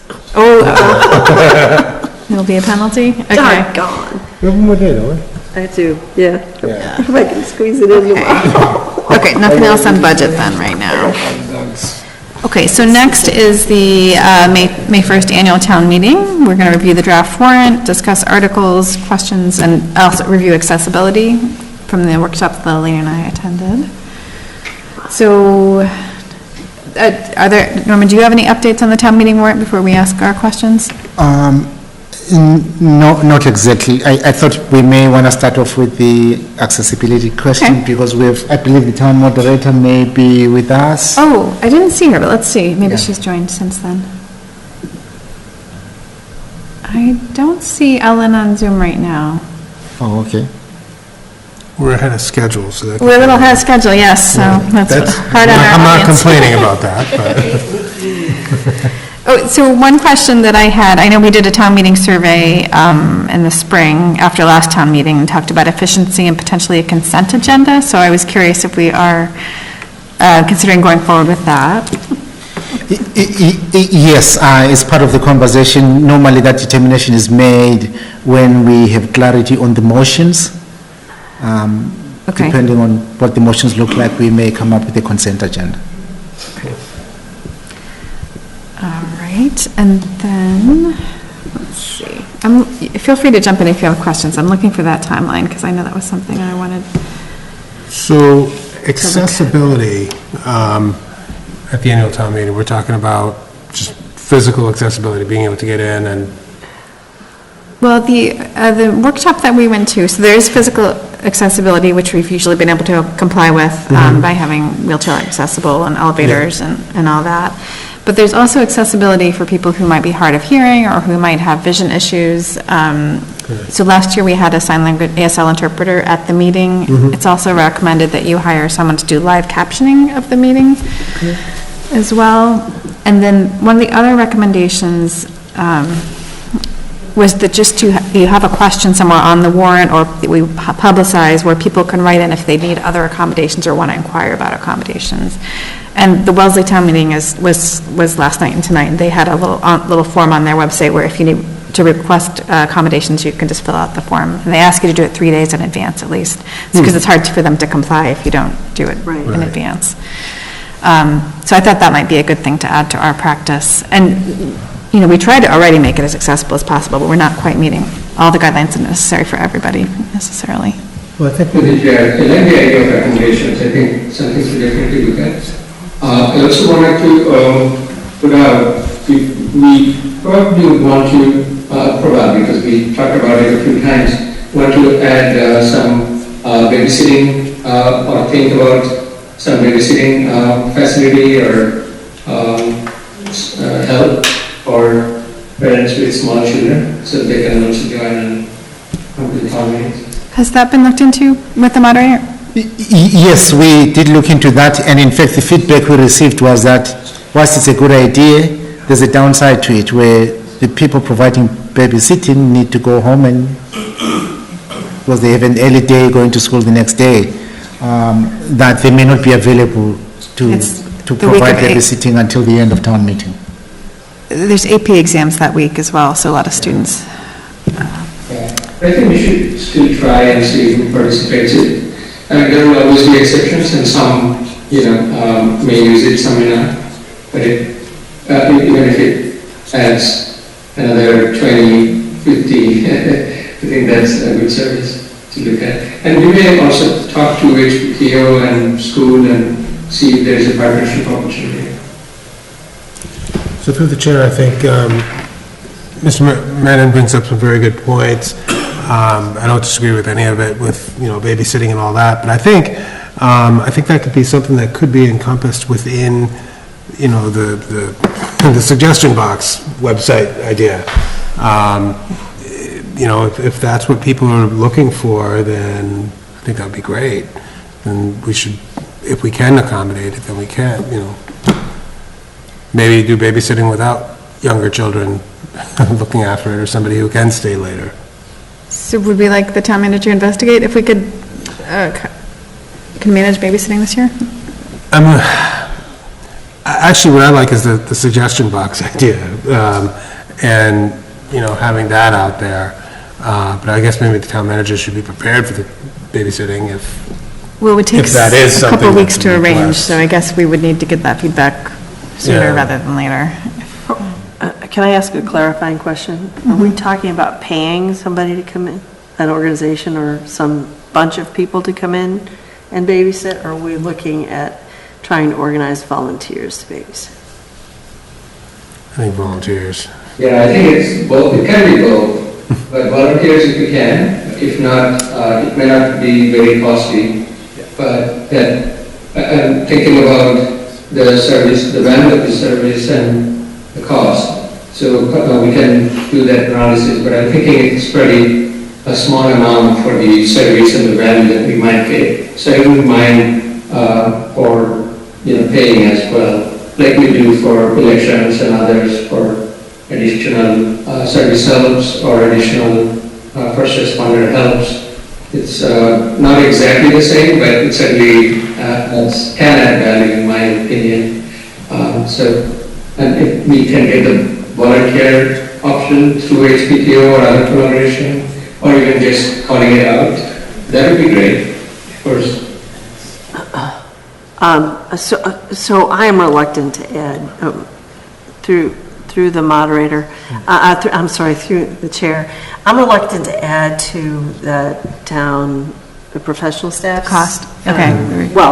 Reluctant to think about cost, but that is something I suppose we could think about in the future. Yeah. But adding to the town professional staff's plate, I would much rather if we had a volunteer or two came forward to help us organize the effort to try and see if we can make that happen. I'm all in favor, by the way, of providing services that enable parents to be able to come more conveniently to town meeting. So I guess, should we put the question out there that if there are any volunteers that would like to organize babysitting, we would be receptive to finding a space and accommodating them? I'd be on board with that. Yeah. And if we wanted to put a form out there for how many people would take advantage of the babysitting, that could help us to understand how much of a need or how much space would be needed. Yeah, I mean, I think we've all been through the past few town meetings, and we lost a quorum, midway through. So whatever we can do to have enough people to attend, when we lose quorums, it just extends out. So Yeah, it's got- I'm just, everybody's different. Just for myself, I would not have kept my babies at town meeting till 11, whether or not there was a babysitter. Right. I don't know. But other people may. Only on my lap. Yeah, there you go. But one of that. What's it? I think someone wants Oh, to do you want to make a quick comment? You got to come forward, though, so the public can hear. Thank you, I didn't know if that was allowed. Scott Nels, 175 Hayden Row. From the topic of accessibility, I don't know if this is conventional or not, but the idea popped in my head, well, maybe we had one or two satellite locations as well around town, that maybe those are governed and manned by people as well. We have a hub that would be the high school, and maybe one or two other more accessible locations in different parts of town, maybe the senior center and maybe one other part, to get more participation. So So on a video, almost, pardon the analogy because it's far from it, but I think of New Year's Eve, where they go around the different locations, but not Almost quite that the kind of party. So there definitely are specific state and town rules about that, about determining the bounds of the meeting hall, I think. So I know you can have separate rooms in the same building. We've done that No, it's before, separate but I'm not sure it could be other locations. And for accessibility, we're specifically talking about items that fall within the ADA guidelines. So someone has to have a disability. Thank you. Yeah. But there's a really good slideshow in our packet from the workshop that we attended about all about that. Let's see, hold on. So on our timeline here, let's see, the warrant and motions document is supposed to be completed on April 7th, it says. And will you be doing that this year? I think like you did last year, where it was a Google Doc and there was a link to, within the Google Doc, there would be a link if there was a slide about the particular capital article. I thought that was really helpful. Very user-friendly, mobile-friendly, reduces the use of paper. And then April 10th is the deadline for submission of PowerPoint presentations for annual town meeting to go to the moderator for approval. So have all the citizens petitioners been notified about that deadline, or will be? We will be notifying them. Okay, I'm sure town staff knows about it. And let's see, what else on the timeline? Have all board and committee members across town been reminded and notified about town meeting? That's, you know, I'd like everyone to be notified in advance, so they put it on their calendars about the date, time, May and place. 1st. I know, but we have a lot of new people that have never been on a board or Yes, no, committee. it's fine. They may not be aware. It's not always May 1st, first Monday in May. Yeah. Happens to be. This year it's May May 1st, yeah. Okay, I'm just looking through my notes to make sure I didn't forget anything here. So, can I ask a question? Yeah, go for it while I'm looking. First of all, none of these articles have numbers. Does that mean that these could, that the order is not set? At this point, the order is not set. Okay. So I have two questions about that. One, we very often have our tax increment financing hearings somewhere late on some third night, and those folks come with attorneys and engineers and a whole team of people to answer questions, and I wonder if we could try and get them squared away at closer to the beginning of the first night. A good suggestion, and in fact, at this annual town meeting, the town will not be considering a TIF. Okay.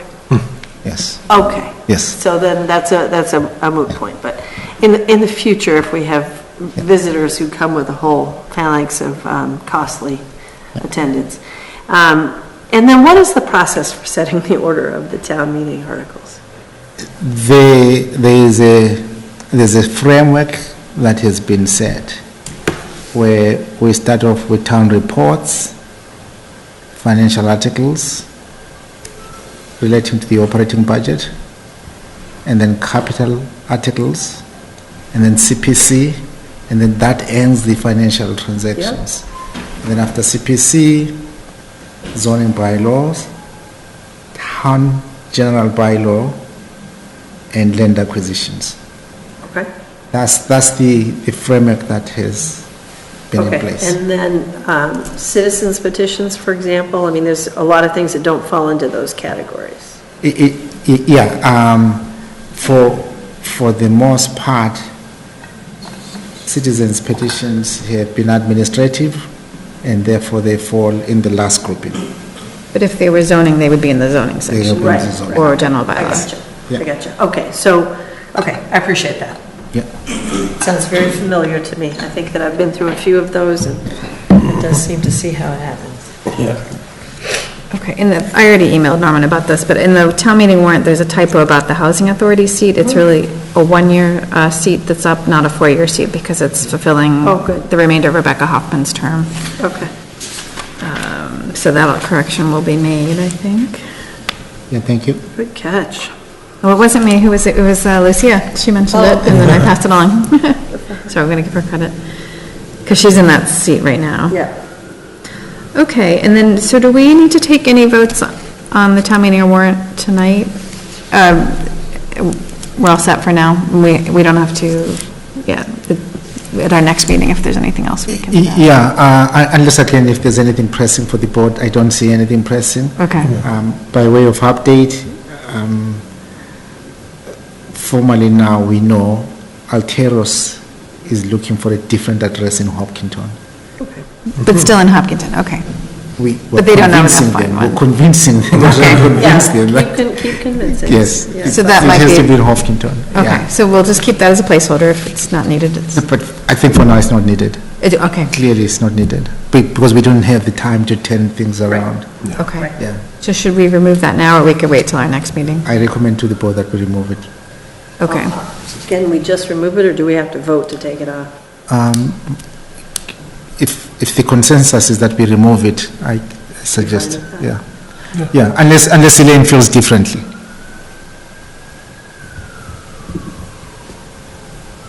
Either she's muted or She is, she's coming back on. Yeah. And Elaine, the question, It would be, if we can make changes now, if we know that there will be changes, that would be good, because we're starting to prepare the motions document. So I think But if the do we town need to manager. vote on it, or- Do we need to vote on it, or can it be consensus? Just, It would be great to have a vote. okay. Okay. Are there other articles that are in the same category that we are confident we're not going to go forward with? that's the only one that comes to mind.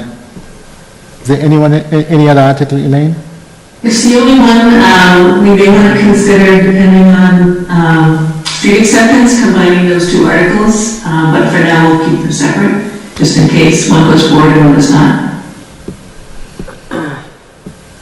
I almost feel like I might leave them separate, just because one is so unusual. We heard tonight, but I appreciate that. I'll make a motion to take the article for the TIF off of the annual town meeting warrant. I'll second that. Okay. And then a roll call vote? Findus Rule, yes? Muriel Kramer, yes? I'm sorry, Muriel, I'm a little behind. That's it. So, Tell me the page number and which article. I got the sense of it, but I couldn't find it. So the articles aren't numbered, which makes it difficult. Let's see. Page 30 of the warrant. I'm sorry, I don't have the page of the So packet. in the packet, that would be page 107. Okay. It's the article that would put forward the question about the tax increment financing agreement with Alteros, that because they don't have a site anymore and they're still looking for a site in Hopkinton, we're not going to be prepared to go forward with. But they could potentially come to a future town meeting if they Yes. do find a site. Yes. Yeah. Oh, I see. Thank you. I had a clarifying question, if I may. So Norman, would that mean they would have to wait another year if there is a possibility of finding something, in the next couple of months or a few months? If so, how can we remediate that? A good question. They have the option to ask the town for a special town meeting. We did do that once before. for We have Lycan. done that more than Yeah, once. we did that with Lycan, right? Yep. And we also did it have, for Lycan and the company that was before them, that was the same fellow. okay. And then we have a special town meeting probably in November, so some things other articles could be added to that if necessary. Yeah, that's a good idea. I think we have another option too. So I think that should be okay. Okay.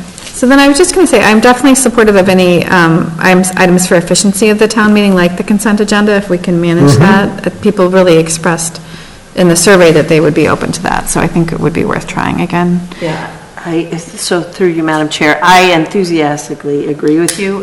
It has been an idea that when it was first tried wasn't successful, but we've used consent agendas now for quite some time. On our select board meetings, yeah. On our select board meetings, and I think other committee meetings. Yeah. So I would agree supporting it again, and hope that the town is ready for it, because it will. We will have create to efficiency. sell it and explain it well. Yep. Okay, so are we done with the town meeting warrant discussion then? Or we didn't, actually, we made a motion, didn't vote, yeah. Yeah. So we made a motion to remove the tax increment financing agreement So article. I think I voted yes. I voted yes. Shahid, Yes, Shahid, yes. Amy Rodebush, yes. Okay, so we'll remove that one, and hopefully they can come back another time. Yeah. If I may, just one additional item, if you have a moment. The location of town meeting. The middle school. Just wondering if we can firm that up at this point. So that is definitely my preference. Ellen is not here, right? Has she indicated to us, or the Your town clerk? preference is the middle school? It is for me. I think it's more comfortable for the public. And I'm not challenging you, I'm asking you. yeah. I see Connor is on the Zoom though, so I just wondered if Connor or Ellen had an opinion on that. To the chair, I like the high school because it is more spacious and we could have more people more comfortably, or even, the number of people that we look for. I like middle school too, but it's a little bit squeezed up, especially in summer evenings. It won't be exactly summer, but yeah. It is warm, It's yes. warm. Okay, Connor, did you have some thoughts on this? Yes, thank you. We've looked into it, and a lot of us on the staff side have seen some major issues around the high school just because the acoustics alone. There are a lot of people, especially people who had hearing difficulties, that did not find it easy to participate, and we took that very seriously. One of the benefits right now with the middle school is there was very recently HVAC and a few other things added to the actual auditorium, so we're able to have an increase in the amenities for that room, which addresses some of the concerns we have. The chief can obviously, the fire chief could probably address more of the occupancy issues, but realistically, there's room for around 700 in there. But we were anticipating and planning for the fact that the select board would be amenable to recommending the location as being only the building for the middle school, just the address, then it gives us more flexibility. So what one of our thoughts would be is we've already spoken with folks at the school department about ensuring that the Brown Gym would be open if we need overflow. And we're preparing that because we anticipate with the number of citizens petitions and high kind of interest issues that are being presented, we're expecting a little bit more of an uptick in turnout. But, realistically, we only have occasionally needed to use the overflow space, and it does tend to be with those really high-hitting issues. But we get a lot of flexibility out of the board authorizing the location as being the middle school as a whole. And then we can basically, each of these satellite rooms can be assigned a deputy moderator by the moderator to kind of act as her eyes and ears in there. That makes sense to me. And I was going to say too, Connor, this came up earlier and you may have heard that if there was a babysitting room, could that be a satellite location so that if there were adults babysitting, they could vote in that room at the middle school? Okay. Yep, absolutely. That's something that other towns have done in the past, where there have been adult volunteers and the moderator has assigned a deputy to the room to count the votes that are in there. So it's entirely doable. The main threshold is we just need to make sure that those in the room have a clear line to participate and to observe the meeting. So we just need to make sure. So they need a TV or something.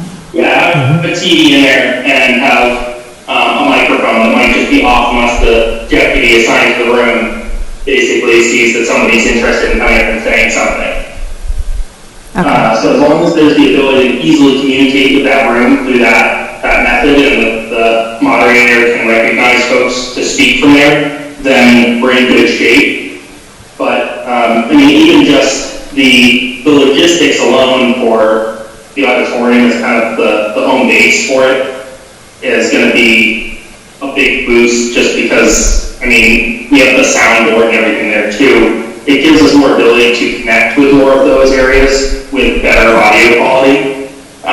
And then even at a future time, we could start talking about and looking at what day and times we hold town meeting as methods of trying to increase turnout. If we looked at something like a Saturday in the future, it would require a bylaw change, but there are a lot of towns even right around us that successfully do it. They start earlier. We've had some where we've managed to finish earlier by starting earlier on a weekday or weekend, which would also then free up the ability to use more volunteer babysitters. Maybe we can do like National Honor Society or something, where it's not going to conflict with it being a school night if it was on a Saturday or something. I'm just going to counter with the Southborough Town meeting was on Saturday, they went past midnight, so. There's always exceptions to the rule. I mean, let's be honest, they had 11 citizens petitions, so, I mean, How many do we we're not have? even close to there. 6, I think, yeah. Only Yeah, I 6. think we had it one time, right, during COVID, Saturday? Yes. And we did not- had a lot of good participation. We did, And it was- we had lower participation on Saturday, yeah. I feel like we've tried it before too, but I'm all about trying new things. And I'm actually surprised to hear a little bit that you feel like it'll be easier to, and I'm not arguing, to monitor satellite rooms at the middle school because I have had the pleasure of participating in a town meeting where we had an awful lot of attendance. It was actually to build a new high school, and we had satellite meeting space all over that middle school, and it worked, but it wasn't easy. Wasn't easy. No, it wasn't easy. So this is not me saying it can't happen. I'm just saying that separating out into different rooms has a lot of challenges, and I actually have a preference for the athletic center because we can all be in one space, and that makes better sense to me, but I am very sensitive to the fact that we know people had a very hard time hearing and tracking what was happening. So that is a problem, and if we can't fix that, then I guess the middle school is the better alternative until we can.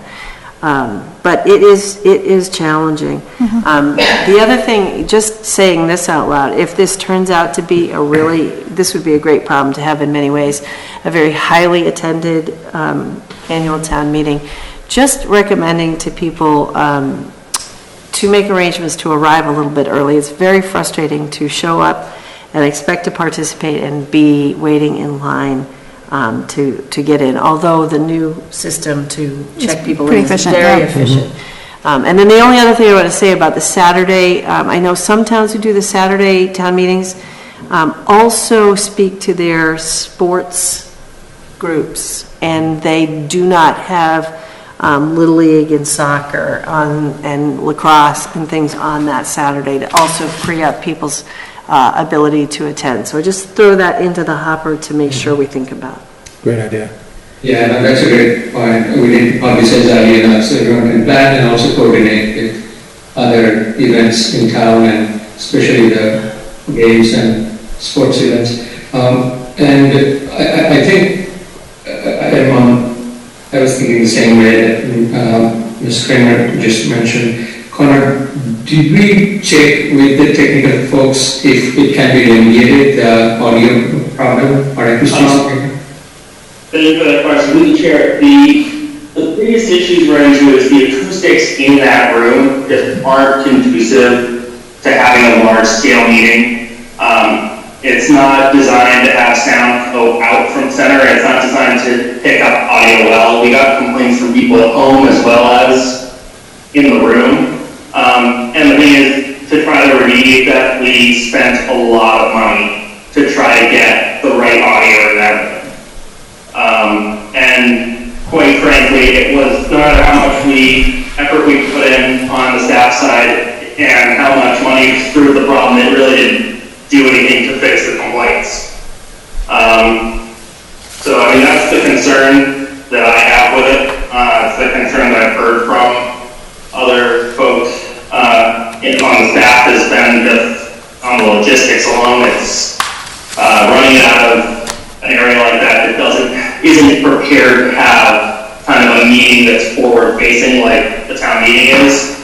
I mean, we run into a lot of audio issues, and even our best efforts to try to help folks who had issues with audio impairments, it really didn't address the issues, which is my biggest concern with trying to go back to doing that. I agree with all the concerns expressed about space, but I mean, I also think we're looking at the average town meeting turnout over the past few years wouldn't even come close to filling up the middle school auditorium. We wouldn't even have to touch a satellite room.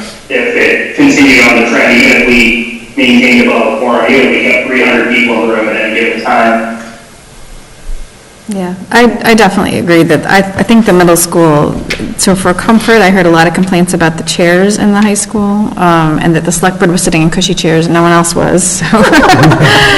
I would, anyway, the comfort, and the visual, you can't see very well in the gym either. The screen, it's not. If we're able to be cooler in that middle school Yes. auditorium, that will be a huge bump.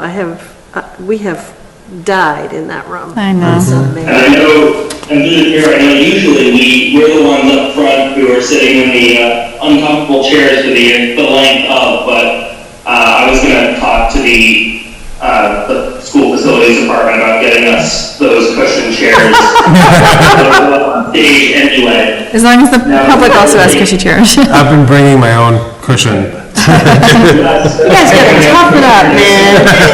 You want to sit in that hard thing? Up to you. Oh, I've done it too. That's why I bring a cushion. So, I guess, I would make a motion to hold the annual town meeting in the Hopkinton Middle School this year. Without I'm gonna specifying second the room. Can we have a roll call vote? Harold Kramer, yes. Urfanis Rulli, yes. Charlie Mullin, yes. Amy Ritterbusch, yes.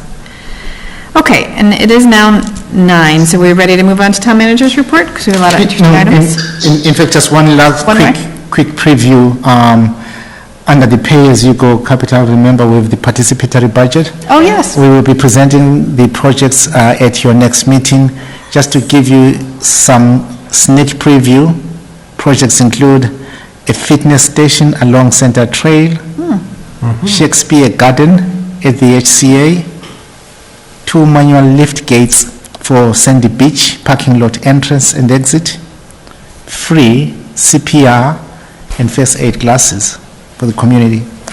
And then Hayden Farm, plant 9 apple trees, stonewall work, turf work front grass area, trees, townwide stump grinding, and then at Fruit Street, loam and seed, gravel and grass along the driveway, and then Center School, again, the community telling us we may not be using Center School, but let's also do some basic maintenance.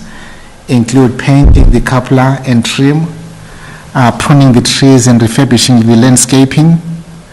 Then at Pratt Farm, regrade the parking lot. Next, war on the Japanese knotweed. We all saw what happened last year.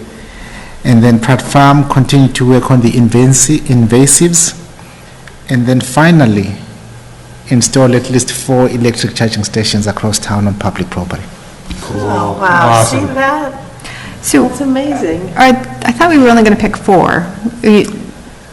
We're looking at the numbers. Okay, to see how Yeah. much they each cost. Yes, we're looking at the numbers, we're doing the evaluation, and so we will be presenting the... What about the flashing beacon at Pleasant Street? It's not on the list. Not on the list. Oh, bummer. Very creative ideas. Yeah. Okay. So how many submissions did you receive in total? Approximately about 15 or 16. That's excellent, yeah. That's amazing. Appreciate everybody, Yeah. throwing their ideas in. Yeah. Okay. Okay, so I think we're moving on to the rest of the town manager's report.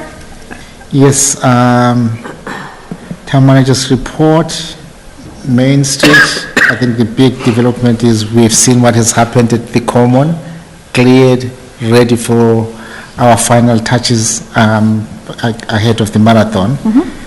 And also that Eversource has been on site doing the bulk of the undergrounding work. And then on PFAS, as we announced previously, Bay State Regional Contractors are the winning bid. Weston and Sampson completed the due diligence review and confirmed their recommendation that the town should move forward with Bay State. We also now have received our March reading. Our March reading was 42 parts per trillion. The reason here being that well number 1 was offline for repairs. Yeah. And then we've also, I think, seen in the national news that the EPA has now recommended a much lower reading for regulating PFAS at 4 parts per trillion in drinking water from its current health advisory of 70 parts per trillion. That's a huge difference, okay. Yes. And the 4 parts per trillion is substantially lower than DEP standard for drinking water at 20 parts per trillion. Okay.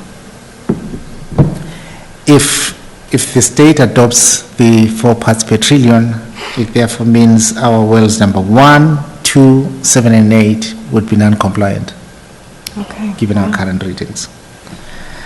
And then on the Massachusetts Water Resource Authority Southborough Interconnect project, did share the news with the board.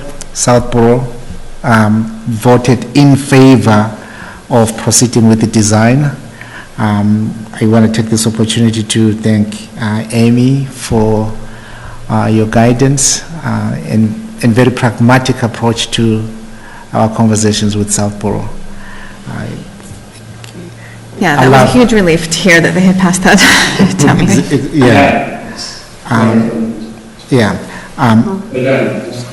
So we are now, the next phase is now to complete the negotiations on the language of the IMA, and immediately after that we'll ask our engineer to begin the design process. Okay. Amazing news. Shout out to John Westerling too. Yeah, I was just going to say that too. He had to attend that long town meeting, but he spoke eloquently apparently, and that's awesome work for the town. So appreciate fantastic. Yeah, and the select board chair in Southborough was very helpful, and they had a town volunteer who John Butler, who had formerly served on some boards, who had really investigated the issue and put together the PowerPoint, I believe. Oh, very nice. Yeah, in fact, in your places, we placed some comments that came in from I saw Southborough as well. Through the chair, while we are on the PFAS topic, I wanted to ask, what are we doing in terms of kind of providing guidelines or updates to the residents who use this well and may have found PFAS? I know at least one resident who expressed concerns and was looking for, guidance, what to do and what type of filters are available or what type of solutions are available.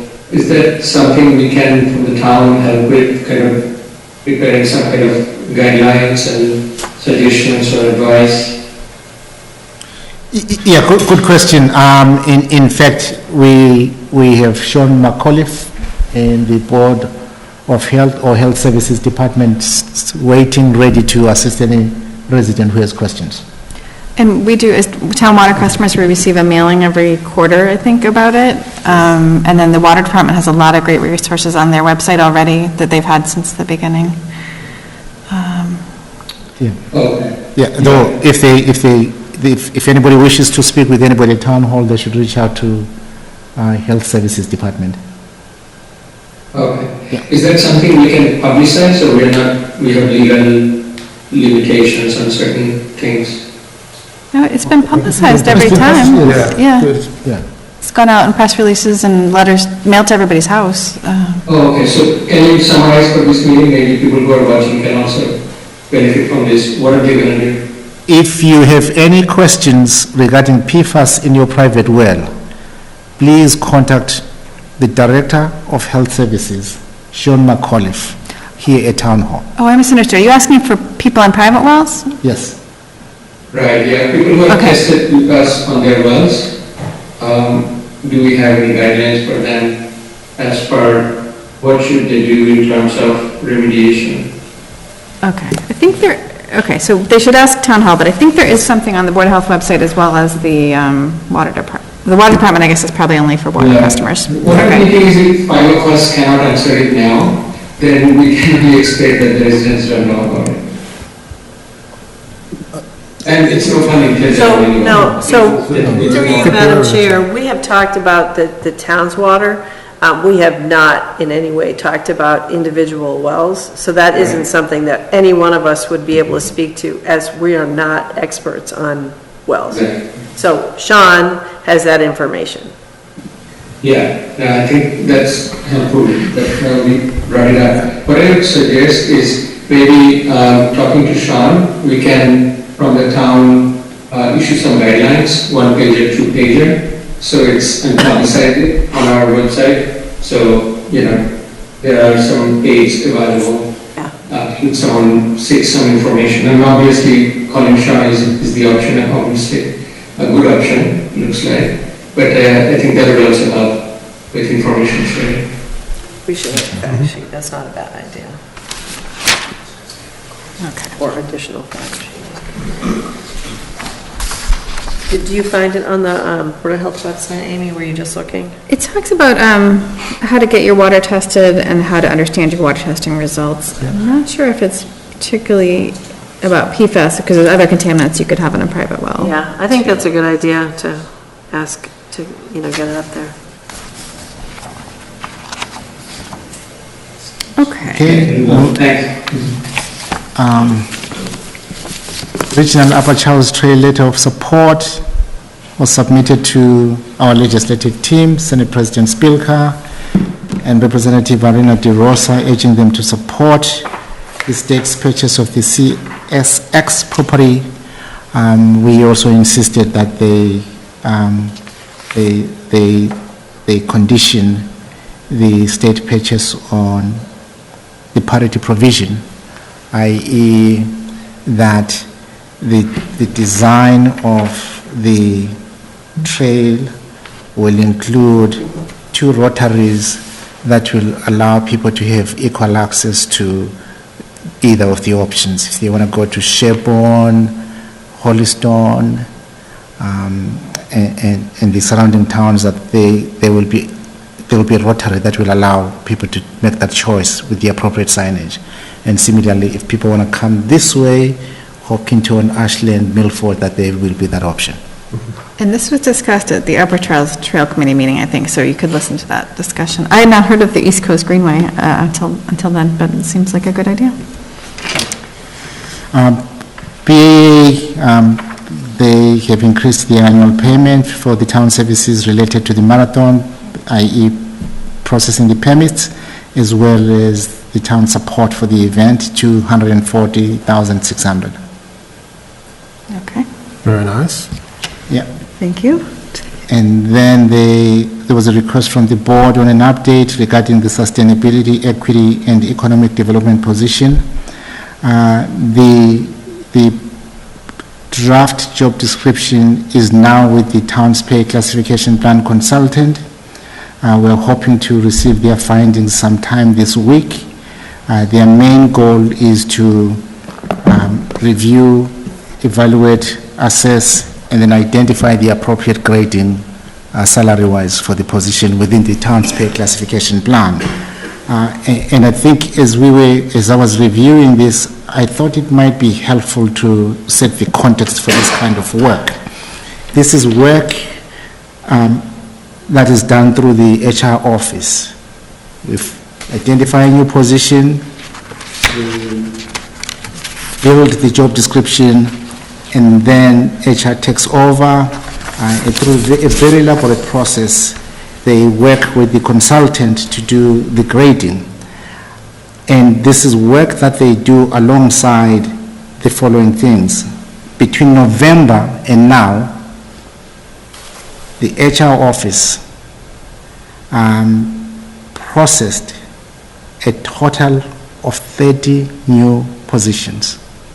In terms of bringing in new people, to be clear, they brought in 30 new individuals into the organization, including 1 senior leader position, 2 supervisor positions, and the remainder were customer service facing positions. They interviewed a total of 73 candidates. They spent, on the average, if you average the number of interviews conducted, about 60 hours in interviews. They, between November and now, also, alongside all this work, sent in 8 positions for classification, 7 new and one position that was sent in was focusing on preserving and retaining an employee. And then, in addition to all of this work, we have now institutionalized a process for onboarding new employees. And in between November and now, they've spent between 75 and 80 hours in that process. So I thought I should lay the context for the board so that you understand exactly what it takes when we set a job description and then we send it for classification and the conversations that take place in terms of properly positioning it within the town's pay classification plan, alongside the work that the HR office also does in processing people who are bringing into the organization. Yeah, that's really helpful, and I'm sure you know we're getting a lot of pressure from the public asking why this position is not moving forward faster, so I appreciate the explanation, and I understand you do have to classify everyone correctly, that we're paying people the right salary. Chair, thanks, Norma, I appreciate the update. So what is the date and timeline we're looking at?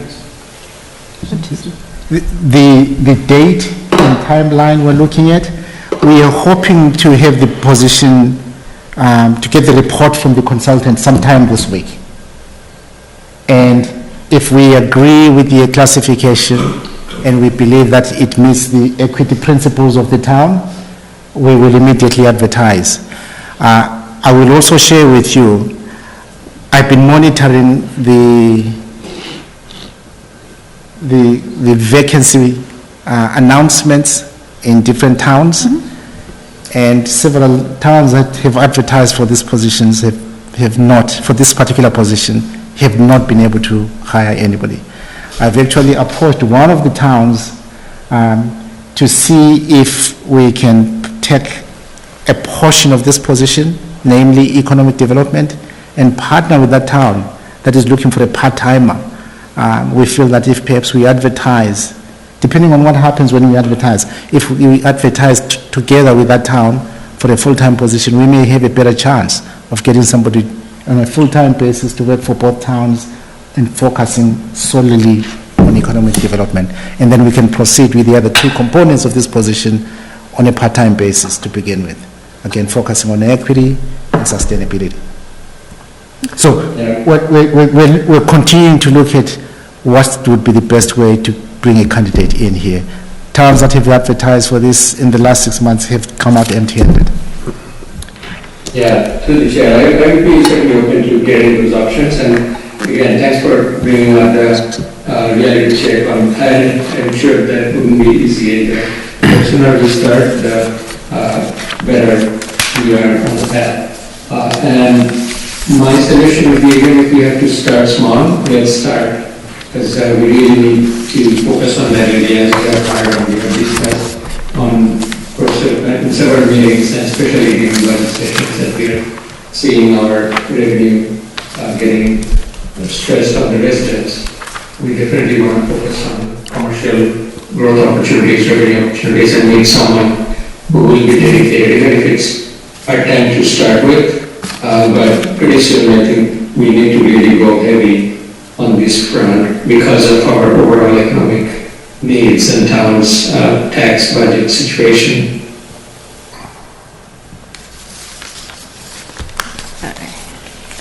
Okay. Are you all That's it. set? Ready for I think us? I'm all set. All right, are there any board member liaison reports? I don't have any. No? Okay, are there any future agenda items? To the chair, we talked about the summer volunteer appreciation event. Is that something in planning process, or we can bring it in an agenda? What are we thinking? I think it is on our list of future agenda items. Yes, perhaps one. It is almost here. Yeah, one through the chair. One idea is perhaps to invite Bob Levinson, who has been the leader of our group that has done this before, and we can begin a conversation with the select board. Okay. But we do just have such busy agendas, so when we do this after town meeting, or when will we do it? We will see. Perhaps most likely after town meeting. Okay, but it's something to have kind of in the May, June timeframe, probably, as we close out, finish the year, or something, to have, if we were to have an event. Okay. You can put out the date, that will help you your plan, especially during summer, people have vacation plans and others. But it would be a nice event to have, so. Yeah, I'd be happy to talk to Bob about it. I definitely, you all might have done this too, but like I've had experience with this with the PTO, that they would try to, and the schools would try to have a volunteer appreciation breakfast at the end of the school year, and the volunteers were just flat out, and nobody came. Nobody really wanted to go to a volunteer appreciation event at that time of year. So, but we don't know until we have it, I guess, if people would really want that. They'd just be like, you want me to go to one more meeting? Like, that's the thing. They're already volunteering, they don't necessarily want to add another item to their calendar. So, but I don't know, we'll have to see what our volunteers think.